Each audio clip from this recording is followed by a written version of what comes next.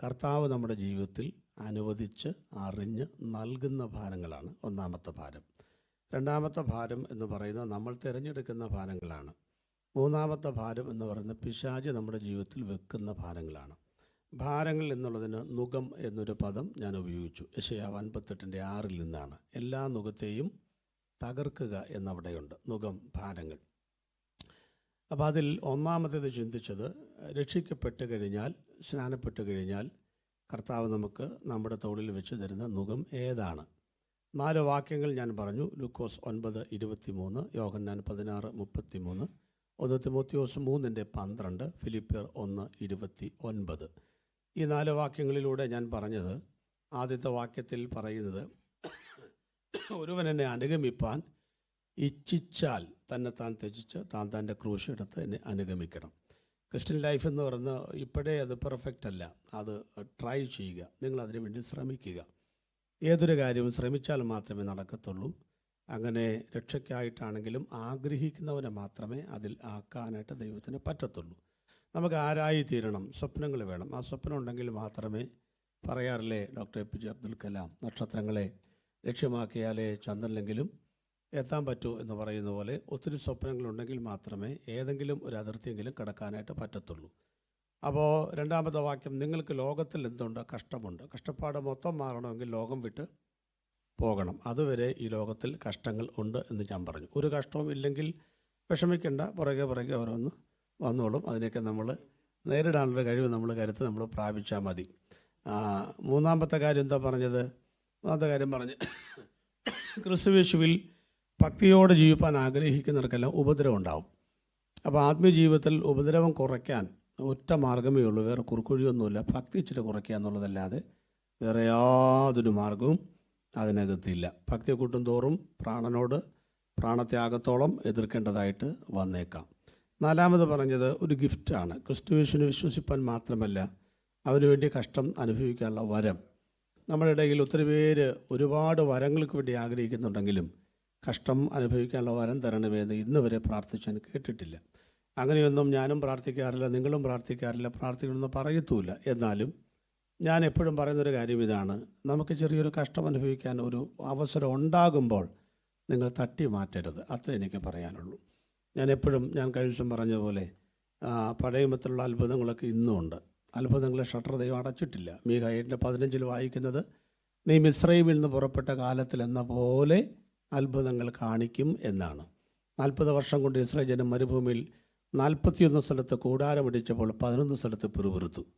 പ്രത്യേകത അറിയാമല്ലോ, മുഴുവൻ അത്ഭുതങ്ങളാണ്. കടപ്പക്ഷി അത്ഭുതമാണ്, ചെങ്കടൽ അത്ഭുതമാണ്, മാറ അത്ഭുതമാണ്, അതുപോലെ അത്ഭുതമാണ് മന്ന, ഒരു അത്ഭുതമാണ്.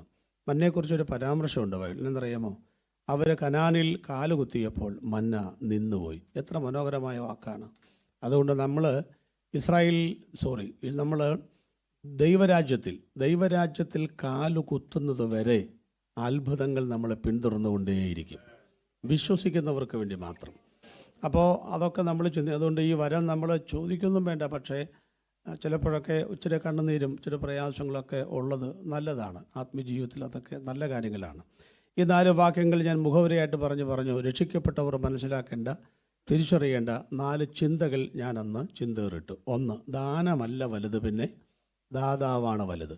യേശു എനിക്ക് എന്ത് തരുന്നു എന്ന് രക്ഷിക്കപ്പെട്ടവർ ചോദിക്കാനേ പാടില്ല. കാരണം യേശുവിന് തരാനുള്ളതിൽ ഏറ്റവും വലുത് അവൻ്റെ ജീവനാണ്. അതവൻ തന്നു കഴിഞ്ഞു. ഇനി യേശുവിന് ഞാൻ എന്ത് കൊടുക്കും? അതുമില്ല. കാരണം ഇനിയുള്ള ജീവിതം കൊടുത്തും കഴിഞ്ഞു. കൊടുത്തു വാങ്ങലുകളിൽ അധിഷ്ഠിതമല്ല ആത്മീയ ജീവിതം. കിട്ടിയാലും കിട്ടിയില്ലെങ്കിലും ദൈവത്തിന് സ്തോത്രം. വീട് തന്നാലും തന്നില്ലെങ്കിലും കർത്താവിന് സ്തോത്രം. അമേരിക്ക പോയാലും ഇല്ലെങ്കിലും ദൈവത്തിന് സ്തോത്രം. ഇങ്ങനെയൊക്കെ പറയാൻ നമ്മൾ പഠിക്കണം, പരിശീലിക്കണം. നിങ്ങൾ എന്താണോ അമിതമായി നേടാൻ ആഗ്രഹിക്കുന്നത് അത് നിങ്ങളുടെ കയ്യിൽ നിന്ന് പോകും. നിങ്ങൾ എന്താണോ കളയാൻ ആഗ്രഹിക്കുന്നത് അത് കയ്യിൽ വരികയും ചെയ്യും. ഇതൊരു ദൈവശാസ്ത്രത്തിൻ്റെ നിഘണ്ടുവിൽ നമുക്ക് മനസ്സിലാകാത്തൊരു കാര്യമാണ്. അതുകൊണ്ട് ദാനമല്ല വലുത്, പിന്നെ എന്താണ്? ദാതാവാണ് വലുത്. എന്ന് പറഞ്ഞാൽ വീട് ഇല്ലെങ്കിലും, കൂട് ഇല്ലെങ്കിലും, വണ്ടി ഇല്ലെങ്കിലും അത് തരാനും കഴിയുന്നൊരു ദൈവം കൂടെ ഉണ്ടെങ്കിൽ അതാണ് വലുത്. അത് മുറുകെ പിടിച്ചുകൊള്ളണം എന്നാണ് പറഞ്ഞത്. രണ്ടാമത് പറഞ്ഞത്, ഭേദഗതികൾ ആവശ്യപ്പെടരുത്. നമ്മൾ ദൈവത്തിന് ബൈബിൾ ക്ലാസ് എടുക്കരുത്, യേശുവിനെ ബൈബിളൊന്നും പഠിപ്പിക്കരുത്. അങ്ങനെയല്ല, എങ്ങനെയാണ് മാർത്ത പറഞ്ഞ പോലെ ശരിയാണ് ഒടുക്കത്തെ നാളിൽ, അങ്ങനെ അങ്ങോട്ടൊന്നും പറയരുത്. നമ്മൾ ഭേദഗതികളൊന്നും ദൈവത്തോട് പറയരുത്. നമുക്ക് പറ്റാത്തൊരു കാര്യം കർത്താവ് ചെയ്യത്തില്ല. നിങ്ങൾ ഇങ്ങനെ കർത്താവിനെ പിൻപറ്റണമെന്ന് നമുക്ക് സാധിക്കാത്തൊരു കാര്യം കർത്താവ് പറയത്തേയില്ല. മൂന്നാമത് വാശി പിടിക്കരുത്. പെന്തക്കോസ്തുകാർക്ക് ഒത്തിരിയുള്ളൊരു സംഭവമാണ് വാശി പിടിക്കുക. നീ ഇങ്ങനെ തന്നെ ചെയ്യണം, അങ്ങനെ തന്നെ ചെയ്യണം, തന്നേ തീരൂ, ഇല്ലെങ്കിൽ ഞാൻ പിണങ്ങും, സാക്ഷ്യം പറയത്തില്ല, ഒന്നും പറയരുത്. അതുകൊണ്ട് അതൊക്കെ ഞങ്ങൾ വിശദീകരിച്ചതാണ് കഴിഞ്ഞ ദിവസങ്ങളിൽ. ഇവിടെ വാശി പിടിക്കരുത്. നാലാമത്തെ കാര്യം പറഞ്ഞത്, മൃഗത്തിന് സ്വയമായി നുകം മാറ്റാൻ അവകാശമില്ല. ഒരു മൃഗത്തിൻ്റെ തോളിൽ നുകം വെച്ചാൽ മൃഗമല്ല തീരുമാനിക്കുന്നത് എപ്പോൾ മാറ്റണമെന്ന്. ആണോ? തണൽ കാണുമ്പം പോകാൻ തോന്നും, കാടിവെള്ളം കാണുമ്പം കുടിക്കാൻ തോന്നും, അതൊക്കെ തോന്നും. പക്ഷേ ഈ വെച്ച യജമാനൻ്റെ ഉദ്ദേശം പൂർത്തിയാകുന്നതിന് മുമ്പ് നുകം അവനെടുക്കുകയില്ല. അതുകൊണ്ട് കുറച്ച് കണ്ണുനീരാണെങ്കിലും കൈലേസ് കൊണ്ട് കണ്ണുനീർ തുടച്ചിട്ട് മറുകരം കലപ്പയിൽ മുറുകെ പിടിച്ച് യഹോവ നല്ലവൻ എന്ന് പറഞ്ഞ് മുന്നോട്ട് പോവുക. സമയമാകുമ്പോൾ ഞാൻ പറഞ്ഞു, ദേവദാരു വെട്ടിക്കൊണ്ടുവന്ന് ചെങ്ങാടം കെട്ടിച്ച് കടൽ വഴിയായി ചെന്ന് യാഫോക്കിൻ്റെ തീരത്തെത്തുമ്പോൾ കെട്ടുപൊട്ടും. അതുകൊണ്ട് നമ്മൾ ഈ യാത്ര എവിടെ ചെല്ലണം? ശുഭ തുറമുഖത്തെത്തുമ്പോഴാണ് ചില കെട്ടുകൾ പൊട്ടുകയുള്ളൂ. അവിടെ ശലോമോനേക്കാൾ വലിയവൻ കാത്തു നിൽക്കുന്നുണ്ട്. അവൻ നമ്മളെ സ്വീകരിച്ച് യെരുശലേമിലേക്ക് കൊണ്ടുപോകും.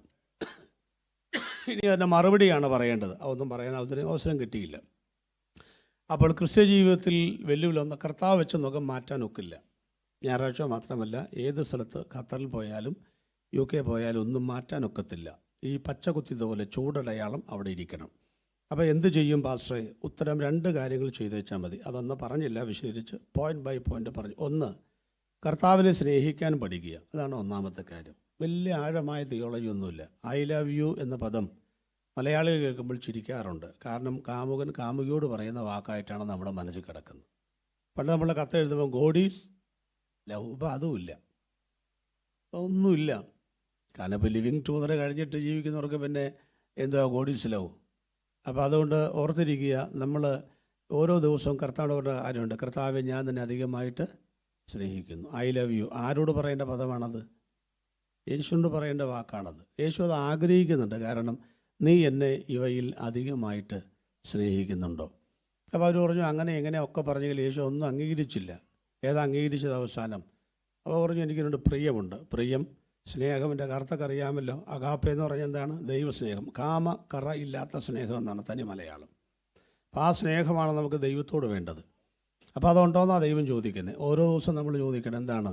കർത്താവെ ഞാൻ അങ്ങേ സ്നേഹിക്കുന്നു, ഞാൻ അങ്ങേ സ്നേഹിക്കുന്നു, ഞാൻ അങ്ങേ. ഇങ്ങനെ സ്നേഹിച്ചാൽ ഒരുപാട് ഗുണങ്ങളുണ്ട്. സ്നേഹം ഭയത്തെ പുറത്താക്കുന്ന. നമ്മൾ യേശുവിനെ സ്നേഹിച്ചാൽ പിന്നെ ആരെയും പേടിക്കേണ്ട കാര്യമില്ല. അതൊക്കെ ഒരു വലിയ ദൈവശാസ്ത്രമാണ്. അപ്പോൾ രണ്ടാമത്തെ കാര്യം എന്ന് വെച്ചാൽ വചനം പഠിച്ചുകൊണ്ടിരിക്കുക. അതാണ് ഈ ഭാരം ലഘൂകരിക്കാൻ മാർഗം. അതാണ് മത്തായി 11:30 നമ്മൾ പറഞ്ഞത്, എൻ്റെ മുഖം മൃദുവും എൻ്റെ ചുമട് എങ്ങനെ ഇത് ചെറുതാക്കാം. ഞാൻ പറഞ്ഞു 75 കിലോ ഭാരം ഒരു കൊച്ചൻ്റെ ഇവിടെ ഉണ്ട്. ഇവിടെ ഉണ്ട്, ഇവിടെ കൃപാസനത്തോട് ചേർന്നിരിക്കുന്നു. അപ്പോൾ അവർ തലയിൽ വെച്ച് കൊടുത്ത് അവൻ എടുക്കുകയില്ല. പക്ഷേ അവൻ ബൂസ്റ്റ് കഴിക്കട്ടെ, കാപ്പി കഴിക്കട്ടെ, നല്ല ഭക്ഷണം കഴിക്കട്ടെ, 50ഉം 60ഒക്കെ ആകുമ്പം ഈ 75 കിലോ ഭാരം അവൻ ചുമക്കും. ഇതുപോലെ നമ്മൾ ആത്മീയത്തിൽ വീണ്ടും ചിന്തിച്ച ഉടനെ അത്ഭുതങ്ങൾ പ്രതീക്ഷിക്കരുത്. കുറച്ചൊക്കെ ഉണ്ടാവും. കുറച്ച് ആരംഭത്തിൽ ആദ്യത്തെ 3 കൊല്ലം നിങ്ങളെ ഒന്നും പറഞ്ഞില്ലെങ്കിൽ നിങ്ങൾ ജീവിക്കും. കാരണം അന്ന് ഉത്സാഹത്തിൻ്റെ നാളുകളാണ്. കൊല്ലൻ്റെ ആലയിലെ പട്ടി ചാടുന്ന പോലെ നമ്മൾ 3 കൊല്ലം ഭയങ്കര ചാട്ടവും ബഹളവും ഒരുപാടൊക്കെ ഉണ്ടാവും. അത് കഴിയുമ്പോഴാണ് നമ്മൾ യാഥാർത്ഥ്യത്തിലേക്ക് കടക്കുന്നത്. കല്യാണം കഴിഞ്ഞ് ആരവാരം കഴിയുമ്പോൾ മധുവും മണവാളനും മണവാട്ടി ഒറ്റയ്ക്കാകുമെന്ന് പറയുന്ന പോലെ കുറച്ച് കഴിയുമ്പോഴാണ് നമ്മൾ ജീവിതത്തിൻ്റെ വരുവിരുത്ത യാഥാർത്ഥ്യങ്ങളിലേക്ക് നമ്മൾ കടക്കുന്നത്. അങ്ങനെ കടക്കുന്ന സമയത്താണ് നമുക്കിതൊക്കെ അത് പഠിച്ചുകൊണ്ടിരിക്കുക എന്നുള്ളതാണ്. പഠിച്ചുകൊണ്ടിരിക്കുക. നമുക്ക് പഠിക്കാൻ ഒട്ടും താല്പര്യമില്ല. പെന്തക്കോസ്തുകാരെ സംബന്ധിച്ച് അറിയാമല്ലോ, ഒരു ആരാധനയ്ക്ക് നമ്മളെല്ലാവരും ഒരുമിച്ച് കൂടും. കാരണം അതെനിക്ക് തോന്നുന്നു അത് നമ്മുടെ ഒരു കളർഫുൾ നമ്മുടെ ഒരു ദിവസമാണ്. എല്ലാവരും ഒത്തൊരുമിച്ച് കൂടുന്നൊരു ദിവസമാണ്. ഉപവാസ പ്രാർത്ഥനയ്ക്ക് 5-6 പേര് വരും. അത് പ്രാർത്ഥനയ്ക്ക് കൃപയുള്ള ആളുകളാണ്. പിന്നെ നമ്മളെപ്പോഴാണ് കൂടുന്നത്? ഒരു ബൈബിൾ ക്ലാസ് വെച്ചാൽ ആൾ വരാനില്ല. അതിൽ കൂടുതലൊരു പ്രവാചകൻ വന്നാൽ ആളുണ്ടാവും. അപ്പോൾ നമ്മുടെ രീതി എന്ന് പറയുന്നത് വചനം പഠിക്കാൻ നമുക്കൊരു താല്പര്യമില്ല. നമ്മുടെ ചിന്തയിൽ നമ്മുടെ നാട്ടിലൊക്കെ ഒരാൾ രക്ഷിക്കപ്പെട്ടോ, 2 സ്നാനപ്പെട്ടോ, 3 അഭിഷേകം പ്രാപിച്ചോ, 3 ചോദ്യമേ ഉള്ളൂ. 4ാമത് ചോദിക്കേണ്ട എന്നാന്ന് അറിയാനും മേല ഒന്നുമില്ല. 4ാമത് ചോദിക്കേണ്ടത് പരിശുദ്ധാത്മാഭിഷേകം. അത് തന്നെ എന്തോ ഒരു റോങ്ങായിട്ടാണ് പഠിപ്പിക്കുന്നത്. പരിശുദ്ധാത്മാഭിഷേകം നമുക്ക് ആകെപ്പാട് അഭിഷേകമേ ഉള്ളൂ. ഞാൻ പരിശുദ്ധാത്മാവിനെക്കുറിച്ചൊക്കെ എല്ലാ വെള്ളിയാഴ്ചയും ക്ലാസ് എടുക്കുന്നുണ്ട്. അപ്പോൾ ഞാൻ പറഞ്ഞത് നമുക്ക് പഠിച്ചുകൊണ്ടിരിക്കുക എന്നുള്ളതാണ്. പഠിച്ചുകൊണ്ടിരുന്ന എൻ്റെ മുഖം മൃദുവാകും, ചുമട് ലഘുവാകും. പഠിക്കാത്തവർക്ക് ഒരിക്കലും എൻ്റെ മോള് BCom പഠിച്ചുകൊണ്ടിരിക്കുന്നു, അങ്കമാലി ഡീപ്പോളിലാണ്. രാത്രി നിന്ന് പഠിക്കുന്നു. ഞാൻ പുറകെ ചെന്ന് നോക്കിയാൽ പഠിക്കുകയാണോ എന്നറിയാൻ ചെന്ന് നോക്കിയപ്പോൾ ഏതാണ്ട് വരയും കുറിയൊക്കെ കണ്ടു. എന്നോട് ചോദിച്ചു, വല്ലതും മനസ്സിലായോ? ഞാൻ പറഞ്ഞു, ഒന്നും മനസ്സിലായില്ല. കാരണം ഞാൻ BCom വരെ പോയിട്ടില്ല, അതുകൊണ്ടൊന്നും മനസ്സിലാകാത്തത്. അത് മനസ്സിലാകണമെങ്കിൽ SLC പാസ്സാകണം, പിന്നെ കൊമേഴ്സ് പ്രീ ഡിഗ്രിക്ക് കൊമേഴ്സ് എടുക്കണം, അത് കഴിഞ്ഞ് BComലേക്ക് എന്നാൽ അത് മനസ്സിലാവും. അല്ലാണ്ട് ഞാൻ നേരെ ചെന്ന് ഇതെന്തോന്ന് ചോദിച്ചാൽ പോലും മനസ്സിലാക്കാൻ പറ്റുമോ? അപ്പോൾ അതുകൊണ്ട് ഈ ആത്മീക സത്യങ്ങൾ മനസ്സിലാൻ്റെ ഒരു റൂട്ട് മാപ്പുണ്ട്. അതിലൂടെ വന്നാൽ മാത്രമേ ഇതെന്താണെന്ന് മനസ്സിലാക്കാൻ പറ്റുള്ളൂ. അല്ലാതെ ഒന്നും മനസ്സിലാക്കാം. അല്ലാണ്ട് കൂടിന് വേണ്ടിയും വീടിന് വേണ്ടിയും പിള്ളേരെ കെട്ടിക്കാനും അവിടെ പോകാനും ഇവിടെ പോകാനൊക്കെ വന്നു കഴിഞ്ഞാൽ ഇതിനേക്കാൾ വലിയ ഒച്ചപ്പാടും ബഹളമുള്ള ഭാഷ വരുമ്പോൾ നിങ്ങളങ്ങോട്ട് പോവും. അതിനെ എവിടെ ഇത് കിട്ടുമെന്നായി അന്വേഷിക്കുന്നേ. അതെൻ്റെ പ്രശ്നം അതാണ്. സ്തോത്രം. അപ്പോൾ അതുകൊണ്ട് മനസ്സിലാക്കുക. നിങ്ങൾക്കും വന്നുകൊണ്ടിരിക്കുന്നവർക്കും വന്ദനം. കല്ലറ വെച്ച് കണ്ടതാണ് ആൻറ്റി, അതുപോലെ ഞങ്ങളുടെ ചാലക്കുടി ചർച്ചിലെ പറഞ്ഞല്ലോ അവർ. അപ്പോൾ എല്ലാം വന്ദനമൊക്കെ പറഞ്ഞു കഴിഞ്ഞാണ്. അപ്പോൾ ഞാൻ 2 പ്രാവശ്യം നിങ്ങൾ വരുന്നതിന് മുമ്പേ വന്ദനം പറഞ്ഞു. അപ്പം നമ്മൾ ഈ പ്രോഗ്രാം നമ്മൾ ലൈവായിട്ട് പോകണോ? നന്നായി. അത് അപ്പം ലൈവായിട്ട് പോലും കുഴപ്പമൊന്നുമില്ല. അപ്പം ഞാൻ പെട്ടെന്ന് പറയട്ടെ. അച്ചായനും വന്ദനം, ജോൺസൺ മാസ്റ്റർ, സ്തോത്രം. അപ്പം നമ്മൾ രണ്ടാമത്തിലേക്ക് കിടക്കാം. ഒന്ന് പറഞ്ഞു കഴിഞ്ഞു. കർത്താവ് വെക്കുന്ന ഭാരങ്ങൾ നിങ്ങൾ എന്ത് ചെയ്യണം? ഒന്ന്, നിങ്ങളതിനെ കർത്താവിനോട് പറയണം. എപ്പോഴും യേശുവെ ഞാൻ നിന്നെ സ്നേഹിക്കുന്നു. അത്രയും മാത്രമേ പറഞ്ഞു. ഐ ലവ് യു എന്ന പദം ആരോട് പറയണം? ഇത് വീട്ടിൽ പറയേണ്ട വാക്കാണ്, നമ്മൾ ഗതികേടിന് പറയത്തില്ല. ഭാര്യയോട് പറയണം. എന്തോന്ന്? I love you. മിണ്ടുകയില്ല. പിള്ളേരോട് പറയണം. നമ്മളിതൊക്കെ പറയുന്നത് എപ്പോഴാണ്? കല്യാണത്തിന് മുമ്പാണ്. കല്യാണത്തിന് മുമ്പ് 63 പോലെ ഇരിക്കും. കണ്ട, കല്യാണത്തിന് മുമ്പ് 6 ഇങ്ങോട്ടും 3 ഇങ്ങോട്ടും. കല്യാണം കഴിയുമ്പോൾ 36 പോലെയാവും. 3 അങ്ങോട്ടും 6 ഇങ്ങോട്ടും. പിന്നെ മിണ്ടത്തുമില്ല, വർത്തമാനം പറയത്തില്ല. നമ്മുടെ സ്വഭാവത്തിൻ്റെ പ്രത്യേകതയാണ്. പെൺപിള്ളേരോട് പ്രത്യേകിച്ച് നേരം വെളുത്ത് ഐ ലവ് യു എന്ന് പറഞ്ഞ് സ്കൂളിൽ വിടാവും. നേരം വെളുത്ത് പ്രായപൂർത്തിയായ പിള്ളേരുണ്ടെങ്കിൽ എന്തോ പറഞ്ഞേക്കണം? I love you. ഒരു 5-6 ഉമ്മയും കൊടുത്തേക്കണം. ഇത് കൊടുക്കാത്ത കാരണം ഒരു ചെക്കൻ ആദ്യമായിട്ട് ഐ ലവ് യു എന്ന് പറയുമ്പോൾ അവർക്ക് കുളിര് വരും. ആദ്യമായിട്ട് കേൾക്കുകയാണ്. അവന് കിസ്, ഇങ്ങനെ ഫ്ലൈങ് കിസ് കൊടുത്താൽ മതി, അവർക്ക് ആകപ്പാടെ ഏതാണ്ട് ആപ്പിൾ ഫോൺ കിട്ടിയതുപോലെ ആവും. ഇത് സ്ഥിരമായിട്ട് ഇപ്പോൾ ഒരു ചെക്കൻ പറയുന്നത് എന്നോട് കാര്യം പറയാനുണ്ട്. എന്തുവാണ്? പിന്നെ പറയാം. ഒരാഴ്ച കഴിഞ്ഞ് ഐസ്ക്രീം പാർലറിൽ ചെന്ന് അവന് വിറയ്ക്കുന്ന ചുണ്ടുകളോടുകൂടി അതുങ്ങളോട് അവൻ ഇങ്ങനെ ഐ ലവ് യു എന്ന് പറയുമ്പം വീട്ടിൽ സ്ഥിരം കേൾക്കുന്ന കൊച്ചാണെങ്കിൽ പൊട്ടിച്ചിരിച്ച് ഐസ്ക്രീം വായും തെറിച്ചു പോകും. എൻ്റെ കാര്യം ഈ ചേട്ടന് വേറെ പണി. എൻ്റെ വീട്ടിലാണെങ്കിൽ കേട്ട് ഇതൊരു ഒരു സൈക്കോളജിക്കൽ ട്രീറ്റ്മെൻറ്റാണത്. ഞങ്ങൾ യൂത്തിന് ക്ലാസ് എടുക്കുന്നതാണ്. എൻ്റെ ദൈവത്തെ ഓർത്ത് നിങ്ങൾ ഈ പെമ്പിള്ളേരോട് എന്തോ പറഞ്ഞുകൊണ്ടിരിക്കണം? ഐ ലവ് യു എന്ന പദം അങ്ങോട്ട് കേട്ടിട്ട് മടുക്കണം. അപ്പോൾ പിന്നെ ഏത് കോന്നം പറഞ്ഞാൽ അത് കേൾക്കുകയില്ല. മനസ്സിലായോ? അതല്ലെങ്കിൽ അവരറിയോ എന്നോട് ഇത്ര നാൾ അപ്പം കാര്യം ചുരിദാർ മേടിച്ചിരുന്നുണ്ട് ലക്ഷക്കണക്കിന്. പക്ഷേ എന്നോട് ഇന്ന് വരെ അപ്പനും അമ്മ എന്നോട് മുഖത്തൊക്കെ പറഞ്ഞിട്ടില്ല ഞാൻ നിന്നെ. ഈ ചേട്ടനാണ് ഭയങ്കര സ്നേഹം എന്നൊക്കെ വിചാരിച്ചു പോകും. അതുകൊണ്ട് പറയുക ദൈവത്തോട്, യേശുവിനോട് എല്ലാ ദിവസവും, കർത്താവെ ഞാൻ നിന്നെ സ്നേഹിക്കുന്നു. അത് പറഞ്ഞുകൊണ്ടിരിക്കുമ്പോൾ നമുക്ക് ദൈവസ്നേഹം ഉണ്ടാകും.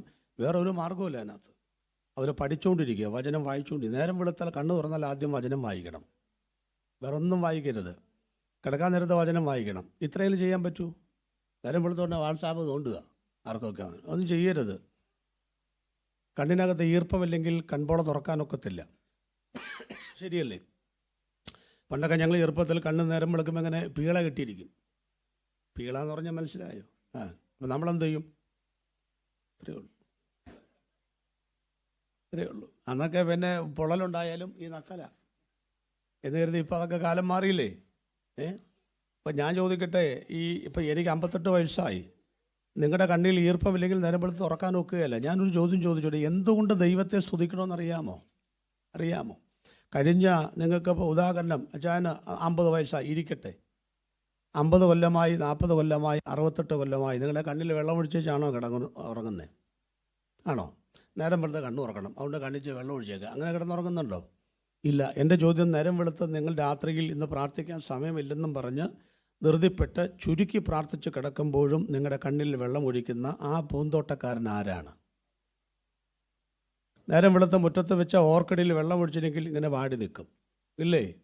അപ്പോൾ ഇത്രയും വർഷമായി ഒറ്റ ദിവസം പോലും മുടങ്ങാതെ കണ്ണിൽ വെള്ളം ഒഴിക്കുന്ന, നമ്മൾ കണ്ണടച്ച് കിടക്കുമ്പോഴും കണ്ണീമ പോലും പൂട്ടാതെ കാവൽ ചെയ്യുന്ന ആ ദൈവം, അതിനാണ് നമ്മൾ ദൈവത്തെ സ്തുതിക്കുന്നത്. അതങ്ങനെ പറഞ്ഞ് സ്തുതിക്കുകയല്ല, അതൊക്കെ ഓർക്കുമ്പോഴാണ് ദൈവത്തെ സ്തുതിക്കുക. അതുകൊണ്ട് നേരം വെളുത്ത് എഴുന്നേൽക്കുമ്പോഴേ കണ്ണുറക്കും, വേദവസം വായിക്കുക. ഞാനങ്ങനെ തുറന്നാൽ ആദ്യം പല്ലിയേക്കുന്നു, ബ്രഷ് ചെയ്യുന്നു, ആദ്യം ബൈബിൾ തുറക്കുന്നു, വചനം വായിക്കുന്നു. കണ്ണിനെ വെട്ടമുള്ളിടത്തോളം കാലം ഞാൻ ആദ്യം ചെയ്യും. അപ്പോൾ കർത്താവിനെ സ്നേഹിക്കുക, വചനത്തെ സ്നേഹിക്കുക. ഞാൻ രണ്ടാമത്തെ കാര്യത്തിലേക്ക് വരാം. രണ്ടാമത്തെ കാര്യം, ഇന്ന് ഞാനത് ഒന്നാമത്തെ ഭാഗം വിടുന്നു. രണ്ടാമത്തെ കാര്യം ഇതാണ്, നമ്മൾ തിരഞ്ഞെടുക്കുന്ന നുകം.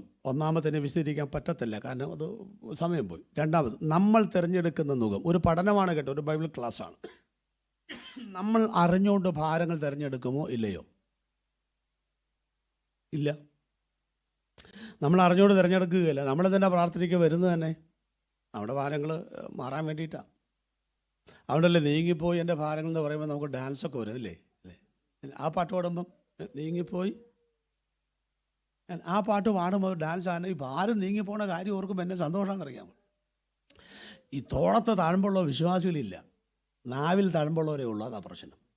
ദൈവത്തിൻ്റെ വചനം ചുമക്കുന്ന, പ്രമാണം ചുമക്കുന്ന തോളത്ത് താഴ്മ്പുള്ളവർ വേണം സഭയിൽ. സ്തോത്രം. അപ്പോൾ എങ്ങനെ ഈ ദൈവഹിതമല്ലാത്ത കാര്യങ്ങൾ സംഭവിക്കുമോ? ജീവിതത്തിൽ സംഭവിക്കും. 5-6 കാര്യങ്ങൾ. ഒന്ന്, നമ്മുടെ പണം, നമ്മുടെ വീട്, നമ്മുടെ വസ്തു, നമ്മുടെ ഭാര്യ, ഭർത്താവ്, നമ്മുടെ മക്കൾ, ഇതൊക്കെ ദൈവഹിതമാണോ എന്ന് ചിന്തിച്ച് നോക്കിയിട്ടുണ്ടോ? എന്തുവാ ദൈവഹിതം? അതിൻ്റെ നിർവചനം എന്താണ് ദൈവഹിതം? റോമാലേഖനം 12-ന്റെ 1 മുതൽ വായിച്ചോട്ടെ വേഗം. റോമാലേഖനം 12-ാം അധ്യായത്തിൻ്റെ 1 മുതൽ വായിച്ച് അതെല്ലാം സഹോദരന്മാരെ ദൈവത്തിൻ്റെ മനസ്സ്, അതാണ്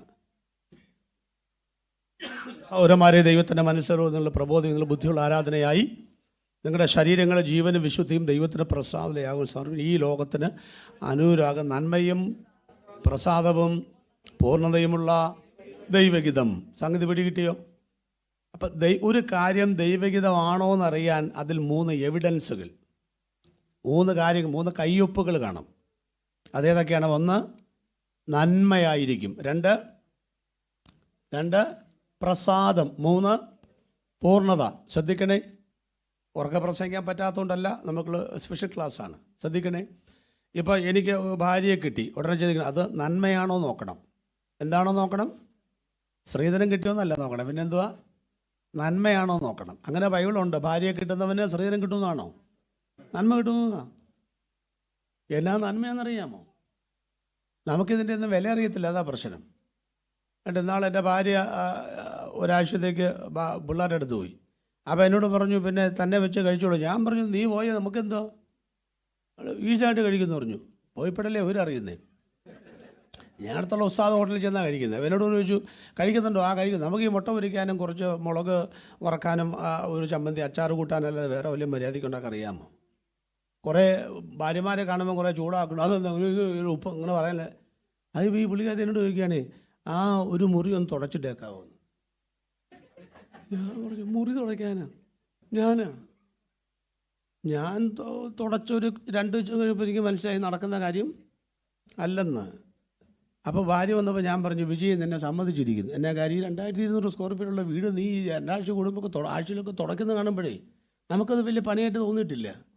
ഞങ്ങളുടെ സാറ് നമ്മൾ 8 കാലുള്ള ജീവിയാണ്. 8 കാലി. പക്ഷേ 16 കയ്യും കാലുള്ള ജീവിയാണ് ഈ ഇരിക്കുന്ന സാധനങ്ങൾ. നമ്മൾ അംഗീകരിക്കുന്നില്ലെന്ന് മാത്രമേ ഉള്ളൂ. 16 കയ്യും കാലം അവർക്കുണ്ട്. സത്യമാണ്. അത് എനിക്ക് പുട്ട് വേണം, എനിക്ക് പയർ വേണം, അപ്പോൾ തന്നെ അമ്മയ്ക്ക് പഴങ്കഞ്ഞി വേണം, പിള്ളേർക്ക് നൂഡിൽസ് വേണം. ഒരേ സമയത്ത് ഒന്നിലധികം കാര്യങ്ങൾ ഇത്ര വൃത്തിയായിട്ട് ചെയ്യാൻ ഇവർക്കല്ലാതെ ലോകത്തിൽ ആർക്കും പറ്റില്ല. ഒരു പരമാർത്ഥമായ കാര്യമാണ്. അപ്പം ഞാൻ പറഞ്ഞു, നിന്നെ സമ്മതിച്ചിരിക്കുന്നു, നിനക്ക് നമസ്കാരം. അപ്പം പെണ്ണുമ്പിള്ള പറയുക, കോടതി വിധിയുണ്ട്, ഭാര്യമാരെ സൂപ്പർ പോസ്റ്റിലും കണക്കാക്കി അടിസ്ഥാന ശമ്പളം കൊടുക്കണമെന്ന്. അപ്പം ഞാൻ പറഞ്ഞു, എന്നാൽ പിന്നെ ആയിക്കോട്ടെ, പക്ഷെ ഒരു കാര്യമുണ്ട്, പിന്നെ പണി പറ്റത്തില്ലെങ്കിൽ വേലക്കാരിയെ മാറ്റാനുള്ള അവകാശം ഞങ്ങൾക്കുണ്ടെന്ന് പറഞ്ഞു. പറഞ്ഞു, എന്താ വേണ്ട, ഉള്ളത് മതി എന്ന് പറഞ്ഞു. അപ്പോൾ അവർ ജോലി നമ്മൾ വലിയ കാര്യമായിട്ട് കണ്ടിട്ടില്ല, പക്ഷെ ഭയങ്കര ജോലിയാണ്. നമ്മൾ ചെയ്ത് നോക്കിയാൽ നമുക്ക് താങ്ങാനൊക്കത്തില്ല. ഓക്കെ, അപ്പോൾ ഞാൻ പറഞ്ഞു വരുന്നത്, ഭാര്യ കിട്ടുന്നതിന് നന്മ കിട്ടുന്നു. എന്ത് കാര്യവും നന്മയാണോ നോക്കണം. പൈസ നന്മയാണോ?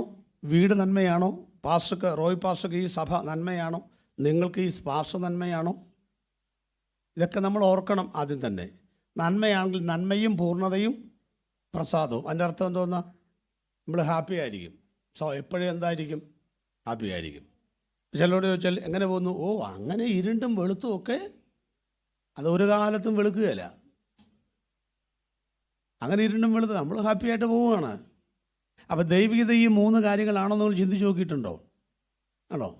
ഒന്നാമത്, ഇതൊന്നും നമ്മുടെ കയ്യിൽ വരുന്ന സംഗതിയല്ലെന്ന് മനസ്സിലാക്കണം. ഒന്നും നമ്മുടെ സ്വന്തമല്ല. അതുകൊണ്ടാണ് ദൈവം തരണമെന്ന് പറയുന്നത്. പണം നമ്മുടെയാണോ? അല്ല, പണം നമ്മുടെ അല്ല. അതിനകത്ത് ഇത് ഉണ്ട്. നമ്മൾ എൻ്റെ കാശാന്ന് പറഞ്ഞാൽ കത്തിച്ച് കളയാൻ പറ്റുമോ? അകത്ത് പോവും. പണം നമ്മുടെ അല്ല. നമ്മുടെ ബാങ്ക് ഇടപാടുകളിൽ സർക്കാരിന് സംശയം തോന്നിയാൽ അത് മരവിപ്പിക്കും, അക്കൗണ്ടുകൾ മരവിപ്പിക്കും, അനങ്ങാൻ പറ്റുകയില്ല. ശരിയല്ലേ? അപ്പോൾ പണം ആരുടെയാ? ഒന്നാമത് ചക്രം എന്നാണ് എൻ്റെ പേര് മലയാളത്തിൽ. കറങ്ങണം. നമ്മൾ കെട്ടി വെച്ചേക്കുകയാണല്ലേ. കറങ്ങണം, എന്നാലേ പൂപ്പൽ മാറുള്ളൂ. കറങ്ങിക്കൊണ്ടേയിരിക്കണം. പണം നമ്മുടെ അല്ല. പിന്നെ ആരുടെയാണ്? ഓ, പറയാൻ വിഷമമാണ്. സർക്കാരിൻ്റെ ആണെന്ന്. വസ്തു നമ്മുടെയാണോ? അല്ല. സംശയമുണ്ടോ? നിങ്ങൾക്ക് വീട്ടിലെത്ര, നാട്ടിൽ എത്ര എൻ്റെ സ്ഥലമുണ്ട്? 2 ഏക്കർ. നിങ്ങളുടെ അന്നും പറഞ്ഞിരിക്കുന്നേ. ആധാരം വായിക്കാത്തതുകൊണ്ടാണ്. പോയി ഇടയ്ക്കെല്ലാം ആധാരം വായിച്ചു നോക്കുക. അപ്പോൾ അതിനകത്തുണ്ടാവും പണ്ടാര വക. വായിച്ചിട്ടുണ്ടോ? എന്തോ പണ്ടാര വക എന്ന് പറഞ്ഞാൽ പണ്ട് ആരുടെയോ വക. അതാ പണ്ട് ആരുടെയോ വക. ഇപ്പോഴോ എൻ്റെ വക. ഇത് കഴിഞ്ഞോ ആരുടെയോ ആകും. അത്രയേ ഉള്ളൂ. അതാ ഈ പണ്ടാര വക. നമ്മുടെ ഒന്നും അല്ല സംഗതി. അല്ല ടാക്സ് അടയ്ക്കുന്നേ. നമ്മുടെ 1.5 കോടി രൂപയുടെ വീട് നമ്മുടെയാണോ? അല്ല. 1.5 കോടി രൂപ നമ്മുടേതും 750 രൂപ പഞ്ചായത്തിനും. അത് എന്നില്ലെങ്കിൽ സീല് വെക്കും. അപ്പോൾ വീടാരുടെയാ? വിഷമാണെങ്കിലും പറഞ്ഞോ, അറ്റാക്ക് വരാതിരിക്കട്ടെ, രക്ഷപ്പെടട്ടെ. വീടാരുടെയാ? പറഞ്ഞുകൊണ്ടിരിക്കുക. വീടാരുടെയാ? സർക്കാരിൻ്റെ. വണ്ടി നമ്മുടെയാണോ? അല്ല. ഇൻഷുറൻസ് അടച്ചാലും വണ്ടി ഓടിക്കാം, ടാക്സ് അടയ്ക്കണ്ടേ?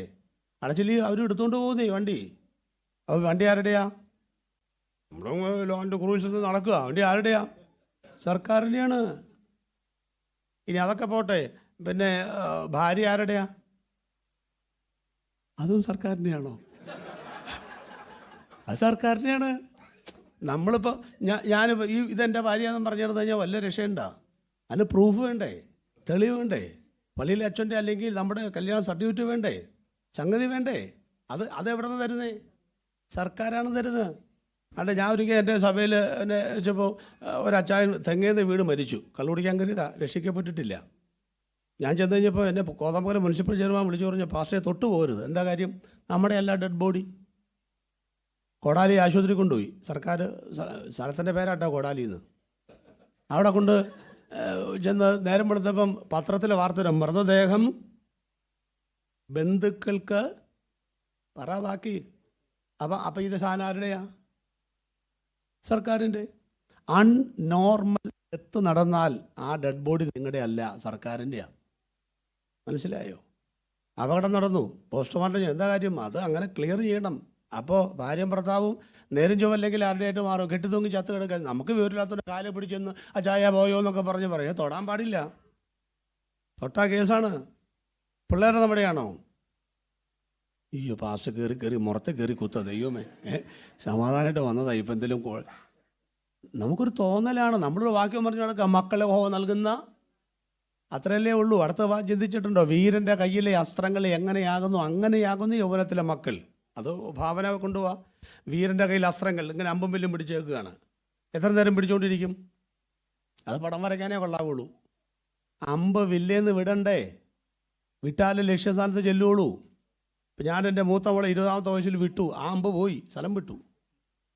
അടുത്ത 24 രണ്ടും പോയി. ഇനി ആര് വരാൻ? എങ്ങോട്ട് വരാൻ? ഒന്നും വരത്തില്ല. ഞാൻ പറഞ്ഞ പോലെ നമ്മൾ ചിന്തിക്കും അവർക്ക് നമ്മളൊക്കെ വലിയ ഒന്നുമില്ല. നമുക്ക് പട്ടിയുടെയും കോഴിയുടെയും വില പോലും ഇല്ല. അല്ലെ, ഇപ്പം കെട്ടിച്ചോട്ട് പിള്ളേരെ നിങ്ങൾ ചോദിച്ചു, മക്കളെ നീ ഒന്നൊരു 10 ദിവസം പറയും, അമ്മച്ചി വരാൻ പറ്റത്തില്ല, ഇവിടെ 4 കോഴിയുണ്ട് 2 പട്ടിയുണ്ട്. അപ്പം ആർക്കാ വില കൂടുതൽ? നിങ്ങൾ പറ, ആർക്കാ വില കൂടുതൽ? 4 കോഴിമുട്ടയാണോ അത് 25 കൊല്ലം വളർത്തിയത് നമുക്കാണോ വില? 4 കോഴിമുട്ടയ്ക്കാ വില. നമ്മൾ വിചാരിച്ചുകൊണ്ടിരിക്കും നമുക്ക് നമ്മൾ അതൊന്നുമില്ല. ഇതൊക്കെ കാലം നമ്മളെ പഠിപ്പിച്ചുകൊണ്ടിരിക്കുന്ന കാര്യങ്ങളായി പറയുന്നതൊക്കെ. ഇവിടെ മക്കൾ നമ്മുടെ അല്ലേ, യഹോവ നൽകുന്ന അവകാശമാണത്. അത് കൃത്യസമയത്ത് വളർത്തി അവർ പറഞ്ഞു വിട്ടോളണം. അല്ല, കല്യാണം കഴിഞ്ഞു ടാറ്റ ഇന്ത്യക്ക് കയറി കരഞ്ഞ് ടാറ്റ തന്ന് പോയാൽ പിന്നെ സംഗതി തീർന്നു, അവിടെ കൊണ്ട് കഴിഞ്ഞു. ഞാൻ ഒക്കെ ചോദിച്ചു, നമ്മൾ നമ്മുടെയാണോ? അല്ല, നമ്മൾ നമ്മുടെ അല്ല. ഒരു കാര്യം ചെയ്യും, ഞാൻ ജീവിക്കുന്നില്ലെന്നും പറഞ്ഞാൽ കശുമാവി കയറി കെട്ടി കയറങ്ങാനം പൊട്ടി താഴെ വീണാൽ തന്നെ അകത്ത് ചെയ്യും, അറസ്റ്റ് ചെയ്യും. നിങ്ങൾ നിങ്ങളുടെ അല്ല. ഓരോരുത്തരും താങ്ങൾക്കുള്ളവരല്ലെന്ന് വചനമില്ലേ? ഞാൻ പറയും, നമ്മൾ കൈകാര്യം ചെയ്യുന്ന പണം മുതൽ ഇരിക്കുന്ന കസേര ഇതൊന്നും നമ്മുടെയല്ല. സ്വന്തം എന്ന് പറയാവുന്ന ഒറ്റ സംഗതിയേ ഉള്ളൂ. ഒറ്റ സംഗതി എന്നറിയാമോ? യേശു എൻ സ്വന്തം. യേശുവിനെ ഹൃദയത്തിലേക്ക് സ്വീകരിച്ചാൽ അതിനെ ഭർത്താവിനെ കവർ ചെയ്യാൻ പറ്റില്ല, ഭാര്യയ്ക്ക് എടുത്തുകൊണ്ടാൻ പറ്റില്ല, സർക്കാരിന് നമ്മുടെ ആലയം മുദ്ര വയ്ക്കാൻ പറ്റില്ല, ചങ്കിനകത്ത് മുദ്ര വയ്ക്കാൻ പറ്റില്ല. മനസ്സിലായോ? അതുകൊണ്ട് സ്വന്തം എന്ന് പറയാതെ ഒന്ന്, ശവക്കോട്ടയ്ക്ക് അപ്പുറത്തോട്ടും പാസ്പോർട്ടില്ലാതെ എമിഗ്രേഷൻ ക്ലിയറൻസ് ഇല്ലാതെ കൊണ്ടുപോകാൻ കഴിയുന്ന ഒന്നേ ഉള്ളൂ, അത് യേശു മാത്രമാണ്. ആ യേശു സ്വന്തമായിട്ടുള്ളവരൊന്ന് കരമടിച്ച് ദൈവത്തിന് സ്തോത്രം ചെയ്യണമെന്ന്. ഇതൊക്കെ ദൈവഹിതമാണോ നമ്മൾ ചിന്തിക്കണ്ടേ? ദൈവഹിതമാണോ കാര്യങ്ങൾ? ഒന്ന്, നമ്മുടെ കല്യാണങ്ങൾ. എനിക്ക് ഭയങ്കര പ്രശ്നമുള്ള കാര്യമാണ് ഇതൊക്കെ, പറഞ്ഞാൽ തീരത്തില്ല. കല്യാണങ്ങളൊക്കെ എന്തോ കല്യാണം ദൈവഹിതമാണോ? എനിക്കറിയാമേല. ബന്ധക്കോസുകാരുടെ കല്യാണമൊക്കെ നമ്മൾ വലിയ ആവേശമായിട്ട് ദൈവത്തിൻ്റെ ഇഷ്ടപ്രകാരം. ഏതോ ദൈവ ഇഷ്ടപ്രകാരം ABCD EFG ഒക്കെ അനുസരിച്ചാണ് കല്യാണം നടക്കുന്നതെന്ന് പറയാറുണ്ട്. A എന്ന് പറഞ്ഞാൽ ഏജ്, D എന്ന് പറഞ്ഞാൽ B എന്ന് പറഞ്ഞാൽ ബ്യൂട്ടി, C എന്ന് പറഞ്ഞാൽ ക്യാരക്ടർ, D എന്ന് പറഞ്ഞാൽ ഡെവർ. ഇതൊക്കെ നോക്കിയിട്ടല്ലേ കല്യാണം നടക്കുന്നേ. അല്ലാണ്ട് കൃപ നോക്കിയിട്ടാണോ കല്യാണം നടക്കുന്നത്? ഒരു വീട്ടിൽ ഒരു പെങ്കൊച്ച, നല്ല കൃപയുള്ള കൊച്ചാ. കൃപ മതിയാ, കായ് വേണ്ടേ? ചക്രം വേണ്ടേ?